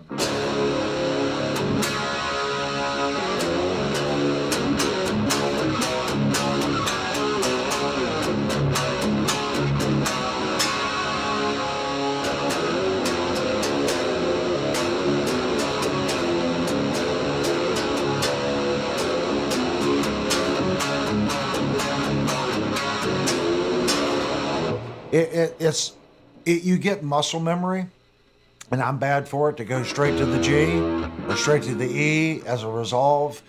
When you do it on this tuning, your resolve is open. And you'll hear me do it. Go back and watch my streams. When I do an alternative tuning, I make that mistake a lot because I don't play in that style tuning a lot. But back to what this was about. That's how you figure out all your alternative tunings, on how you do a half step down and how to read your tuner. You don't need to necessarily know what it is. If you come in here and you tune your guitar to that and your opens right, just go down one half step. Write it down, write it down, write it down, write it down, write down your notes. Now tune your guitar to that. And your tuner's going to tell you whether it's an A sharp, A flat, whatever it may be. It's going to tell you. Today, we didn't have tuners like that. when I was learning. We had to learn by ear. And I remember going to my guitar teacher, and I would constantly keep tuning up. And I'd get there and I'd be like an F sharp. And he's like, where in the world are you at? And I'm tuned to F sharp on the E. And he's like, my gosh, you got to be breaking strings. And I'd have to tune way down. Through the week I didn't have a tuner, so and gradually I would turn up the E string. Because, I was like, oh, well, the E's low. Well, maybe the A was high. So I'd tune up the E and I go, oh, well, now my D's out. And then by the time I got back to practice, I'd be at F sharp or some way high thing. And he's like, that's why you're breaking strings. You, didn't have a tuner. With YouTube and the stuff that we got now, I should know more than I know. I really should. You should know your notes. Not just an A and E. Okay, you should be able to play in a lot of different keys. The more you play in other keys and learn where those spots are and where the notes are on the guitar and what they are, the better player you will become. Okay? And I'm not talking about lightening up the fretboard. Okay? I've been watching, there's a free plug to this channel, Guitar Universe, and I find it entertaining. They have 5 or 6 different guys get on there and they just jam the backing tracks. And there's a couple guys that have got on there and they just start wailing away, and it's kind of like you can tell they're not used to that key signature because they're used to playing at something else. And they've gotten a routine of playing a certain way. So what they're doing is they're trying to teach themselves, okay, we're playing in F, we're playing in G. Well, the patterns that I play in A may or may not translate to the key of G. Does that make sense? So these cats are getting together and they're just playing this backing track, and one guy will play for about 2 minutes and then the next guy will play. And I guess they're feeling off of one another and seeing what they're doing. And I've been watching it now for about 2 weeks since I subscribed. I find it entertaining, and I find it cool to watch 6. Well, the last one I watched, there was 3 of them in there. The one night there was 5. I found it entertaining to watch how 5 different people played completely different structures over the exact same backing track. Thought it was neat. So that's a free plug to those guys. It may or may not be the channel for you guys, but I have found it entertaining and informative. Just going down the road and listening to it. Okay, I can't really watch it, but I can hear what they're doing, and they're trying to learn different key signatures and what does and does not work. Okay, so the more that you start to remember your fretboard, and I'm not one to ask, okay, the better and more solid of a musician that you will become. I struggle due to my lack of knowledge. And if you ask someone that you feel is just a phenomenal guitar player, most likely they're going to say, I struggle at this or I struggle at that. We're all trying to be better and we're all trying to learn. We're just maybe all at different levels in that process, in that journey, if that makes sense. What channel was that? It was Guitar Universe was the channel. And believe it or not, we've got some guys that come in here. Anyone remember Blue Mox? I think he was in the channel earlier. Is Blue Mox still in the channel? I think he was in the chat earlier. Is Blue Mox still in here? I don't know if he's still in here or not. I'm scrolling back to see if I can see a post by him. I think he was in earlier. He was. He was one of the guys on there playing. So what they're using StreamYard. So Blue Mox, if you're still in there, please post in here and you can maybe give your insight on it. He's probably not here now. I'm not seeing him post. He was one of the gentlemen that was playing the night that, well, both nights that I watched. I forget the other gentleman's name. But there's been a couple different guys on there playing. I think it's cool. Would it be for everybody? Probably not. But if you're wanting to listen to different key structures, and it's not all heavy metal, they might be playing over a jazz tune or this tune or that tune. Searching for Tone said Quentin James and Steve Brand. Yeah, okay. Yep, I remember the Clinton James. Quentin James was in the chat the other night, last night or night before, maybe. I Oh, forget. yeah. So I think what they're doing is pretty cool. Guitar Talk Universe. There it is. Yeah, I said Guitar Universe. Yeah, Guitar Talk Universe. I don't know what all they do. Okay, don't have a clue. But I find it pretty neat what they're doing when they get together. There's 5 or 6 of them, and they're just playing over backing tracks. That's pretty cool. That's something I need to do more of. That's why I was saying the other week I was using Sono. Okay, and I wasn't telling it what to do. I was going through stuff other people did. Okay, and just playing it. Oh, this guy posted this that he did, so I was just playing it, going, okay, what can I do?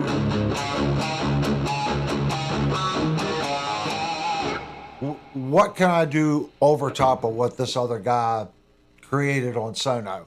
And I find myself, I've done it 3 times now. My problem is time. So when I get home and do things, to sit down, start it, do it, get things going, it's just limiting. But what I found playing, and I deliberately pick stuff that I don't normally play over, you'll find yourself going, wow, this is bad. What I'm doing, one, doesn't fit. I don't have my cadence right, and I can't seem, it's not flowing right. I'm really struggling. You want to click off of it. Fine. Don't. Keep pounding away at it. Try to figure out a cadence and a melody and a structure that will work, that's uncomfortable to you, that's out of the box. And I firmly believe that makes you a better musician. Okay? It will. I sat here, there was a couple things. Even Linnell was kind of like, what are you playing?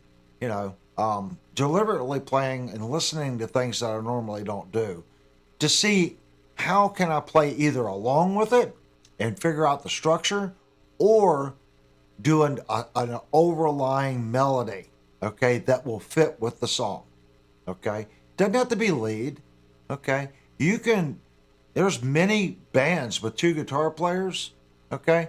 When there was no lead going on, one guitar player was doing a completely different thing than the other guitar player. Def Leppard's proof of that.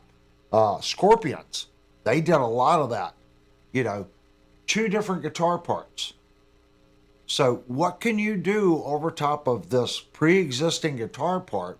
As long as, don't pick things that are complicated. Pick simpler songs, songs that have space for you to kind of apply what you want into it.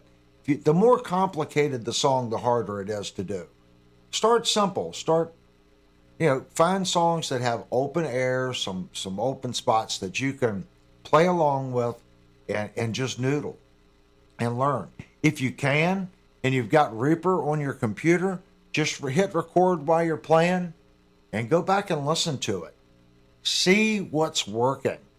I can't think of a stream that we do here that I don't go back and listen to.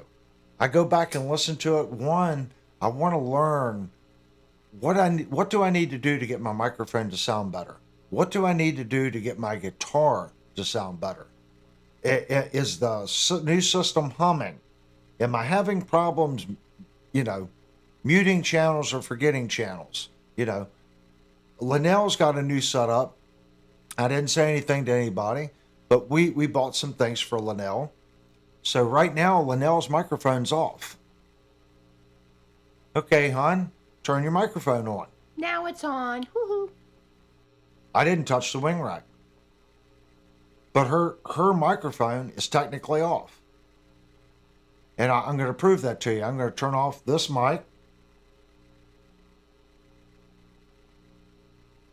I'm going to turn off all the mics except Linnell's, and I'm going to holler in there.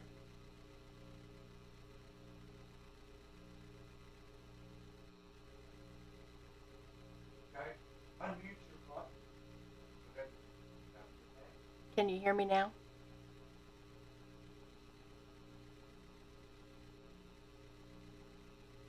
Okay, can you hear me? That's her turning on her button. I can hear you. Okay, so what we did, she's in another room. So I can't reach over if she's got a cough or she's got to do this or she's got to do that. And the past couple of weeks, she's been having allergies. So I'm like, well, we got to fix this. She's sniffling, sneezing, coughing, and I need one too. Okay, so we thought we'll buy the first one. We bought, what's the model number of that thing? You could tell us the model number and who makes it. It's made by Rolls, made in the USA. Yes. It's a MM11 Pro. And it is it works both ways. You could either push it to talk, or when you push it, it mutes. Okay. She has it to where when you push it, it engages the microphone. We also, and you can see right there's the box. It says Rolls right there. Nice little box. It's passive, but it allows your phantom power to pass through it. And if she pushes it, there's no click. It's completely silent. So we got her one of those, and she got a brand new set of the exact same headphones that I use. Yeah, so now I got like an extra pair of ears. Yeah, and we got an extension cables, and it's all bundled up. So now she has her little microphone, her little button in front of her, and she's got her headphones. So now she can actually hear the guitar. All the other streams, she never heard the guitar. All she heard was me in here, like picking a guitar that's unplugged. So now she can hear the stream, okay? She can hear anything that's going on out here. So you'll notice that we're not walking over one another like we used to as nearly as bad, because now she can actually hear what's down here in our monitors, if that makes sense. She can hear what's going on here and in the wing and in the amplification. So it just works better. That's why I go back and listen to the streams. I'm like, oh my gosh, this sounds like amateur hour. And then I think, how can I make it better? And that's how we need to, like, going back to like learning notes on the guitar and playing with I'm not saying Sono's great. I'm saying treat it as a tool. Trucker Bob says, I always thought she coughed so you would let her read people's chats to you on air. LOL, like a cue to hush up a minute, Avery. Yeah, that's true. But I do like, see right there, I would set mine up differently. I'd set mine up backwards. I'd put mine on the floor, and if I needed to cough, I would just take my foot and push it. If not, I got to reach over and hit the button on the rack. So now that I hear how nice hers is, I think it was $64 for that switch. But I can't hear it when she's in there. Every time she talks, she had to hit it and then release it. That's how it works. But we don't hear a click. We don't hear anything from it. So that's telling me that it works well. Now you can hear the hum went away. That's the BE. That's that amplifier. That's just amp hum. I don't think I can do anything with that other than add a noise gate to the system. But we're trying to make it better. And like I said, I'm really surprised this camera hasn't cut off yet, guys. Knock on wood, it hasn't cut off today.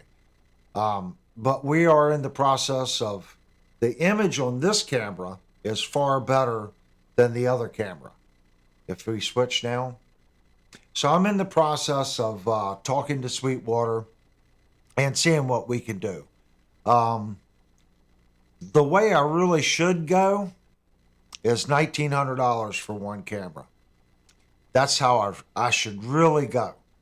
And that's, from what I'm understanding from talking to 3 Sweetwater people, that's not even really pro grade. It's what they call prosumer, pro consumer grade. It's not pro grade. So $1,900 is pretty steep. Holy Land makes one that's designated as a stream camera. The drawback to that one is it has most of the software in, so you can stream direct. But it's a much cheaper camera. I just don't know if I want to cross that bridge on, again, buying something that's really, I'm not going to say it's cheap. Okay, I'm not going to say that. But I need something that's bulletproof, that's user-friendly. Let me rephrase. That's squirrel-friendly. That I can plug it in and it just works. It doesn't have to have the best picture. It just needs to work. That's the main key. Okay? And from what I hear, that Live Air or Venus Air or whatever it's called, they claim that you can stream all day long and it doesn't overheat. Where the mirrorless DSLR or whatever those cameras are, they get hot and shut down. And $1,900 is the cheapest DSLR mirrorless camera, evidently, that doesn't get hot and shut off. All of them under it get hot.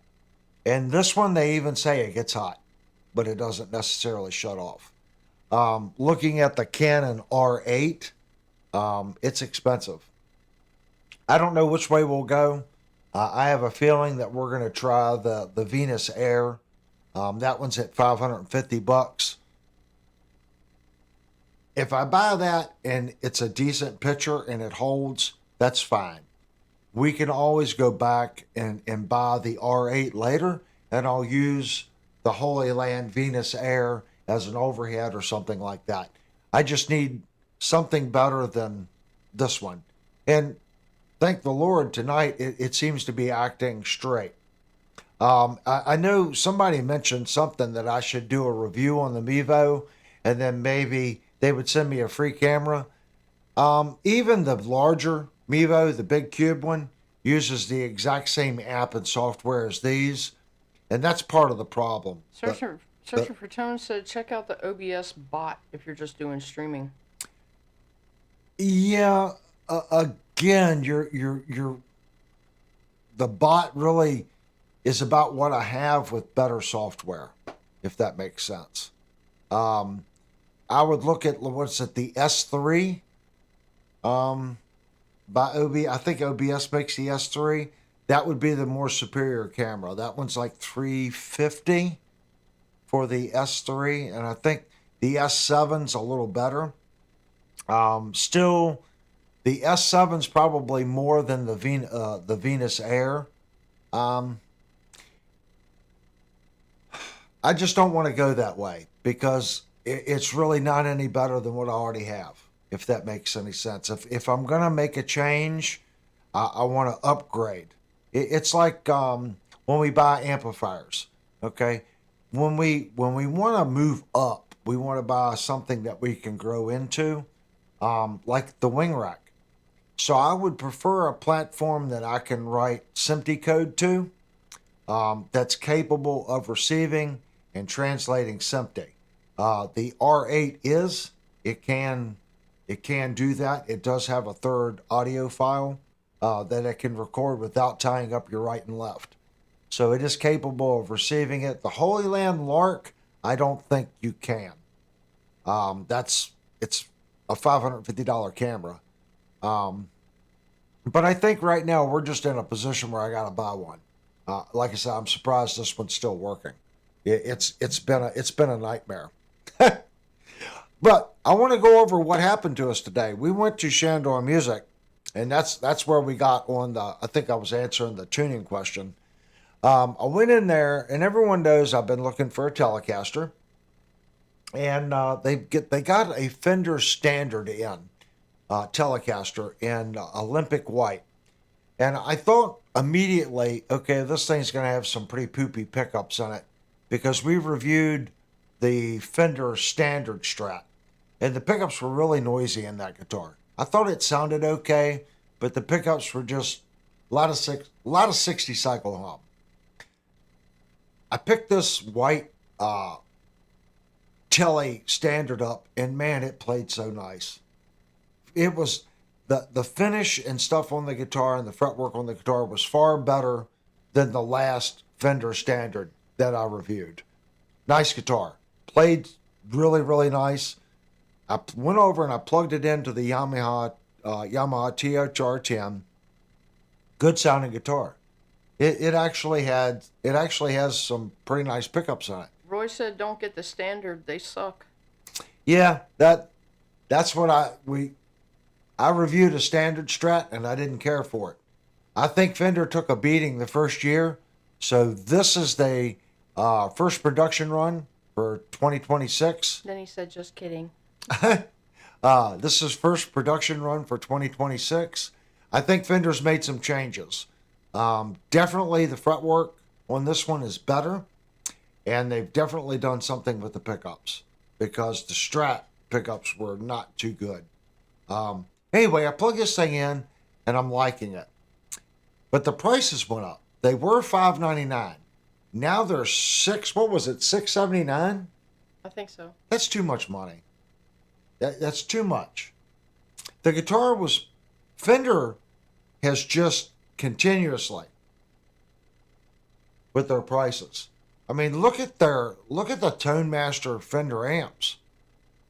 I'm not paying $1,800 for a non-valve amp. I'm not. That is insane. It's $1,800 for the Tone Master, or you can get the Bassman tube for $21, $22. New. Now, this is all new. So for $400 more, you can get the real thing, or you can get an emulation. That's too much. I mean, maybe $1,100, and I'm thinking that's pushing it.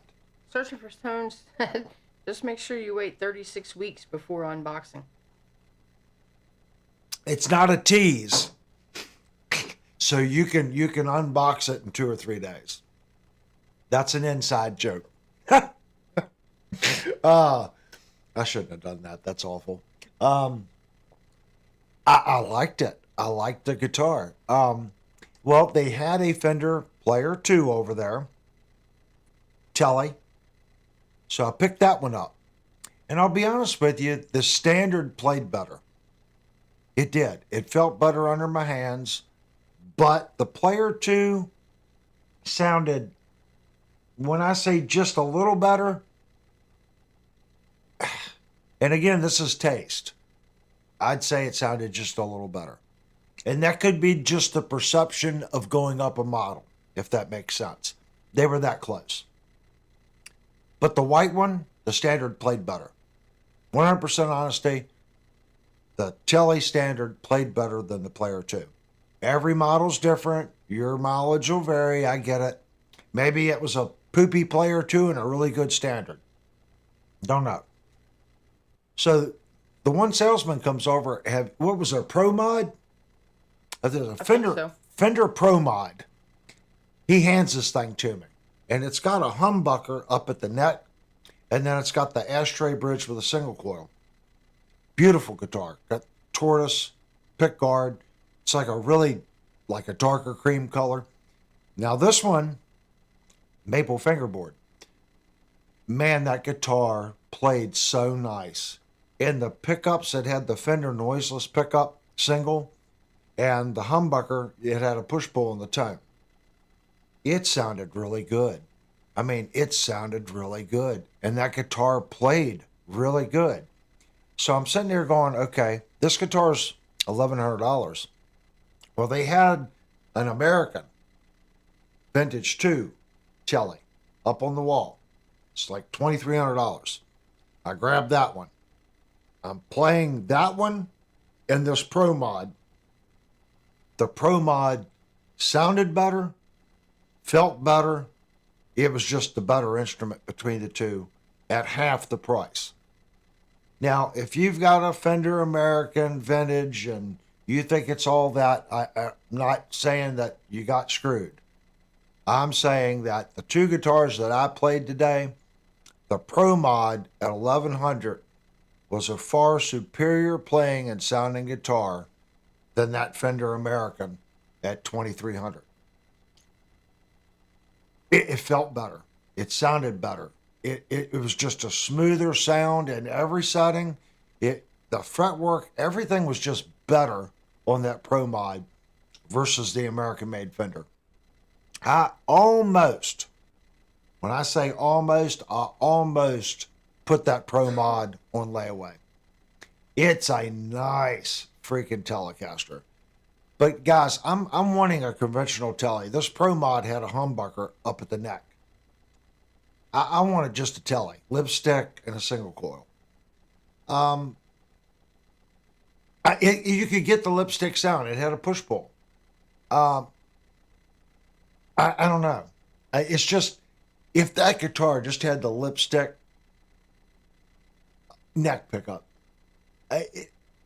but I like it. I sat in there, I know 20 minutes, beating myself up, because I know if you find a guitar that you like and you're bonding with, and it just sounds nice and it feels nice, it feels natural to you, that's your guitar. I can go to Guitar Center and pick up that exact same guitar, and it may or may not get that reaction from me. I'm sitting there and I'm looking at it, and I'm looking at Linnell, and she's probably giving me, yeah, let me guess, it's wonderful. Yes, honey, it's wonderful. Can I put some money on this guitar? And I'm sitting there going, ah. And the only reason I didn't, and you guys are going to probably shoot me, the only reason I didn't buy that guitar is I've already got a T7 in Hydro Dip waiting. So as soon as that guitar comes in, I have to pay for it. And that's technically a Tele, but it's a super Tele with 2 humbuckers. So even when I get my T7 Hydro Dip, I'm not going to have a traditional Telecaster, because my Fender Tele I have is an FMT. That's more of a Les Paul. So I'm really wanting just a plain Jane Telecaster, but I want a Fender. I'm not saying that my Hydro Dip T7 isn't going to be awesome. I just want a Fender. And I thought the American would be the way to go. Oh, they've got this American up here. It's 2300. I bet you that thing is just the bee's knees. Roy says, I love the T7. I have 2. Yeah, but see, now you're not well, I guess you are helping matters, because the only reason I did not buy that Fender is I'm waiting for my T7. Is the T7 going to be what that Fender is? No. Completely different guitar. The T7 I bought is a double humbucker with a 2-point floating bridge. It's a super Tele. It's not a traditional Telecaster. So I thought, well, I have my RevStar up for sale. Let's see what we can work out trading the RevStar in. Well, I already know what the resale marketplace on the RevStar is. It's $400 to $450, give or take, in this condition, because mine's mint. They need to make money. I'm thinking I'm going to get $180, $200 on trade-in. Is that worth it? Maybe I get $250, and I'm looking, well, they've got a RevStar, the exact same one that I have, okay? They've got this in there right now for $549. It's been there for a long time. It hasn't sold, okay?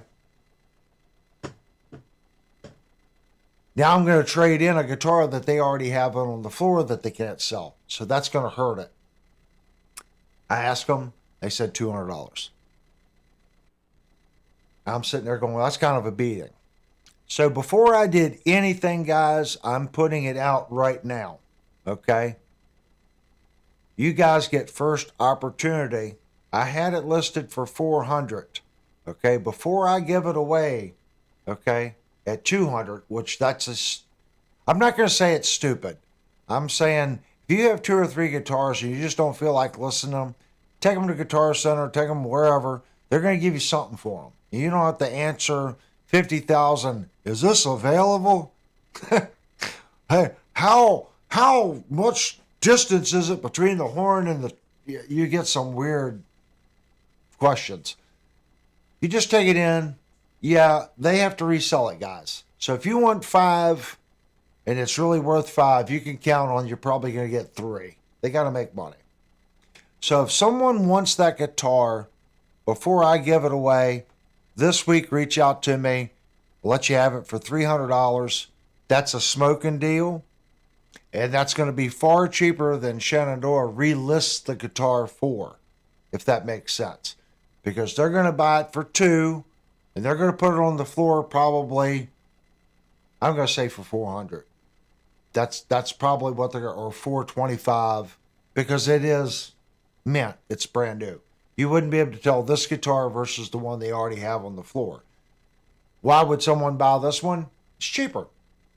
They're going to come in and say, oh, it's $100 cheaper, or it's $150 cheaper.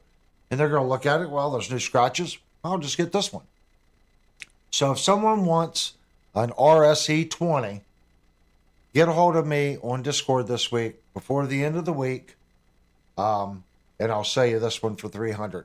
If I do not hear from anybody, it will be gone next weekend. I guarantee it. I am not, it's one of those things, sometimes I have really good luck on Marketplace and other things. You get a couple questions and you're done. But sometimes it's just like you get sick of dealing with is this available, or would you take this? Are you taking trades? If I was taking a trade, I'd say, hey, up for trades. I just don't feel like messing with this one. We had really good luck with the other guitars that we just listed, sold really quick. But for whatever reason, just sometimes people are just, So if someone wants it, $300, it's a like new Rev Star, and I'm going to apply that money to the next guitar here for me. So I'm giving everyone the opportunity. It's a nice guitar. You'll never see that deal again for a guitar in mint condition. If it doesn't hit anyone here and, it's not your thing, I'm just letting you know, before I give it away for $200 and they're going to resell it for $400 or $450, you guys can buy it for $300. Like I said, they're going to resell it for more than that, probably $400 or $450. If anyone wants it, it's up. I think that's the best way of doing it. Give you guys the opportunity before I give it away and someone else has to spend even more. Give you guys the opportunity to buy it really cheap and take it from there. I missed a joke. This is a bad channel and enables my guitar buying out of control impulses. Glad we could help. We're all about impulse buying. If you don't know which guitar that I'm talking about, to really increase the impulse buying, let me find this guitar, guys. I want you to see this monstrosity that I've already put on layaway. What is the model again, please, and the pickups? The model of which? I think the Rev Star, I believe. This is an RSE 20, I think. And it has the special push-pull, and it's like an EQ mod. Sweetwater has it right now. I can actually go. Let me look at. This is the one that I have coming as soon as it decides to click on it. And before anyone says anything, I know. I get it. It's a monstrosity. Let me click on this. So here's the guitar I have on order. Yes, it's a T7 that someone threw mustard all over. For the mustard ladies that are here that love mustard, this thing is just stupid cool. You don't have to necessarily like it, but I think that is stupid cool. Look at that stupid thing. Roasted maple neck. Got a 2-point tremolo on it. The freaking inlays. Look at the inlays that this guitar has. But again, that guitar right there is a dual humbucker. I already have one. So you know. Going back to the RevStar, since we're on Sweetwater, let's look at the RevStar.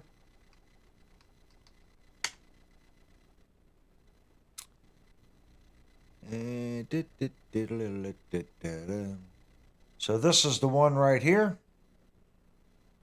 Yep, it's an RSE 20. Thought it was. Are we? Oh, sorry, wrong window. Here's the RevStar.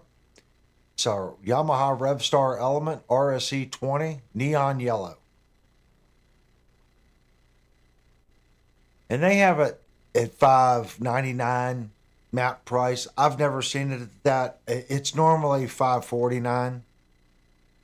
A lot of these manufacturers keep upping the price, It's getting kind of crazy. But mine's been played a couple times here on the channel. It was bought for a review. It's like new. So before I give it away, and then see, don't look at it as losing, guys. The reason I'm willing to sell it cheaper, I just want it gone. What are the pickups? What are the pickups? They are, let's see what they claim they are.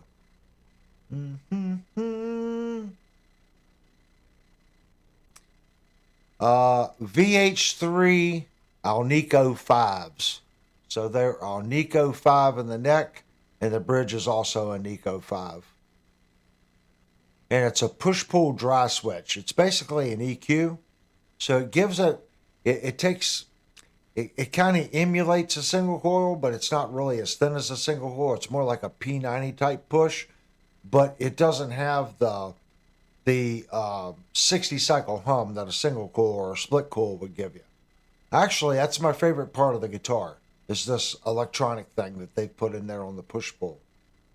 So it's a 3-piece mahogany neck, makes it very stable. This is also one of the guitars that I did not have to do a neck adjustment on. Why? It's 3-piece mahogany. It's a set neck, 12-inch radius, rosewood fingerboard. It has dots, 22 jumbo frets. Scale length is 24.75. 1.649 is the nut, and the material is PPS. Adjustable bridge with soap bar tailpiece. It's a nice guitar, guys. Let me go back to this window. It's a nice guitar. So if someone wants it, just reach out to us on Discord and we'll make it happen. But you got till Friday, and then it's literally gonna go and get traded in. Or your email. Or the email. That's either one. I'm just giving you guys the opportunity. Like I said, someone's gonna buy it at $400 or $450 at the store. The thing of it is, see, they're giving you X. They might sit on that guitar for a month. They might sell it next week. They might sit on it for 2 months. So the advantage of doing it and taking a hit like that is you're just getting it. They're taking the risk, okay? You know, would they ever sell it for $300? Absolutely not. That guitar would sit in there and rot at $300. So I think the cheapest, if it's out in there for 6 months and they've got 200 in it, they might give you a break. If it had been in there, let's say 6 months, and they've got, let's say they put it at $400, been there for 6 months, someone picks it up, hey, you know, I like it. They're kind of, they might go to $350 just to get it out the door. The longer it sits in there, the less they make, if that makes sense. So yeah, reach out to us. Let us know what you guys think. Am I missing anything on the chat? I don't think so. We are passing this nasty cold around the household. Uh-oh. Unwritten right, don't we? You know, we're in the worst time because like today, it was 72 degrees here. And it's supposed to be, one day supposed to be 80, and then it's supposed to drop down into the 30s and 40s again. 2 days, or one day's supposed to be like 80 and one's supposed to be 83, and then it's supposed to be in the 50s, 40s, and rain and cold and awful. Yeah. For me, this is the worst time of year because my nose will start to run. And it's also bad because I'm outside right now. We're trying to catch up on some outside stuff, and it'll be, 60 degrees, okay, something like that. And then I'll get acclimated to that, and I come home and Linnell's cold. So then I'm burning up because 60 degrees isn't cold enough for me to put on a jacket. It's a little chilly. But once I'm out in it for a little while, it's like, okay, I'm out in my t-shirt. So I'll acclimate to that, and then I come home. Well, she's inside. She's not used to it. So this is the worst time of year for me as far as getting the sniffles and being here at the house. Like right now, we didn't turn on the AC today. So I'm looking at my thermostat. It is 81 degrees in this house right now. It is stupid hot in this house. It didn't get hot today. It only got to be 71 degrees today. But I have a Cape Cod, and the roof is like this. And when the sun hits the face of this house, it just turns it into the Betty Crocker oven. It's horrible. It's 81 in the house. It's crazy. And then next week, it's supposed to be down in the 40s later part of the week. And it's 65 outside right now. Yeah, it's 65 outside. So we're probably just going to open up some windows and enjoy the nice weather while we have it. All right, guys, I think we're going to call it a night. I have to get up and go to work tomorrow morning. I know that 4-letter word. But I'm doing it because I want to buy more music stuff. I'm empowering my own devices. I want to thank everyone that comes in and watches the streams and participates in the chat. That's really what it's about, guys. We're here to look at products, talk about products, and see what things work like in the real world. Okay, this isn't a infomercial for any product, or any company. If I like a product, I tell you, and I also tell you what the build quality and stuff is on stuff. You guys know what I use. You guys can hear the struggles that we go through when we buy new equipment and mistakes. And that's what it's about. You guys post your all's thoughts and what you all bought, and together we get a really good idea of what we should think about purchasing to do X, if that makes sense. I'm really trying to grow the channel, so please go down, hit the subscribe button. Well, I think we only needed like 4 subscribers to get to 2,600. You only need 1 right now. We need 1 more subscriber. 1 more subscriber. Someone go down there and please hit that little button. Need 1. All right. Again, thanks guys so much for coming in. Go down, please hit the like button. It takes a lot of time and a lot of effort and a lot of funds to do a channel like this. Doing a review channel isn't easy. And I like it. I like the content that we do here. I like the community that we have here. We have no BSers. That's the big thing. We have guys that have their opinion. They're firm to it. You may not like it, but that's their opinion. And they're willing to discuss it and tell you why that's their opinion. That's what I like. Don't come in and say, well, that sucks. Tell me, why does it suck? Because I think things suck too, but I'm going to tell you why I think it sucks. And you can either agree or disagree. That's what I like about you guys. You guys come in, oh, thank you so much. We see it subbed. Cool. 1 more. If you think it sucks, that's your opinion. That made 2,600. We're at 2,600, guys. We're getting there. We're like clawing ahead. Clawing up. Thank you so much, man. That means a lot. It really does. And welcome to the community. Everyone that you see to your right, they're guitar freaks just like you, just like me.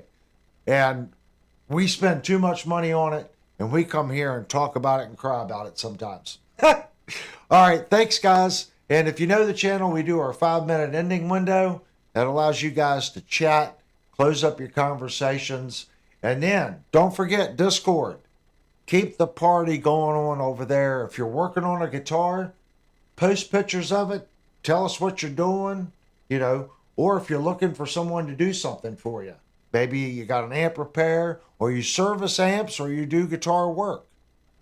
Our Discord is open. if you know another YouTube channel that you really like and you think the people here would like, go to Discord, post that channel. I'm all about supporting small channels or even big channels.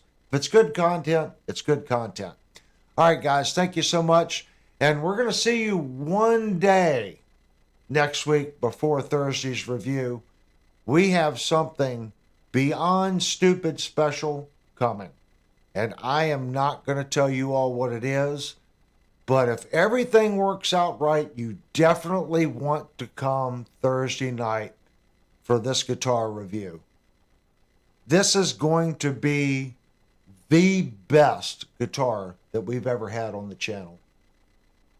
Searching for Tone said Splon Guitars is in North Carolina, not too far from you, Avery. Oh, that's so cool. Yep, I appreciate it. Like I said, we're trying to grow the channel. Oh, and that reminds me, the gentleman that bought the guitars, I keep forgetting his name. What's he go by? Because we're going to use this place for the party. Renee. Renee. He bought a couple of guitars off of us the other week. He manages a complex where they have a park and picnic area. Falls Church, Virginia, guys. That's where we plan on, as of right now, maybe doing a summer cookout. If you guys are interested in getting together, playing some music, eating some cheeseburgers. Isn't it technically McLean? Yeah, I guess it'd be McLean. Yeah, it'd be McLean, Virginia. It's inside the Beltway, okay? Inside the Beltway of Washington, D.C. Yeah, I know, this is a crazy area. I promise I'll keep the liberals away. But I can't promise that. But we're going to have cheeseburgers, we're going to have some hot dogs, and some music. And right now we're thinking that we're going to do it in McLean, Virginia. If you want to do something like that and you think you can drive up, please go to Discord and say, yeah, I'd be interested in that. If it's just too much and too many of you are too far away and we don't think it's something that we could technically pull off, we won't do it. But if we get a lot of people, if you're in the Northern Virginia area, or if you want to drive up, we're thinking about doing a cookout. All right, guys, we're going to do our 5-minute ending window. And if you see Renee, pick Renee's brain and see what else we can do. Or if you have a better area, we're willing to drive too. If you guys know the spot, okay, to do something like that and have a weekend get together, it doesn't have to be my channel only. Brian's in here for Searching for Tone. So maybe we can do a joint venture. Pick somewhere in between and just do something big, or plan on something big and it turn out something small. We can make something work. It's not just me. It's a community. Brian's community comes in here quite a bit. We're over there quite a bit. We all know one another. We could make something work. All right, guys, thank you so much. And we're going to do our 5-minute window. And we are going to do another stream before Thursday. But you definitely want to be here Thursday. Trust me. All right, guys, thanks again. I think it's this one.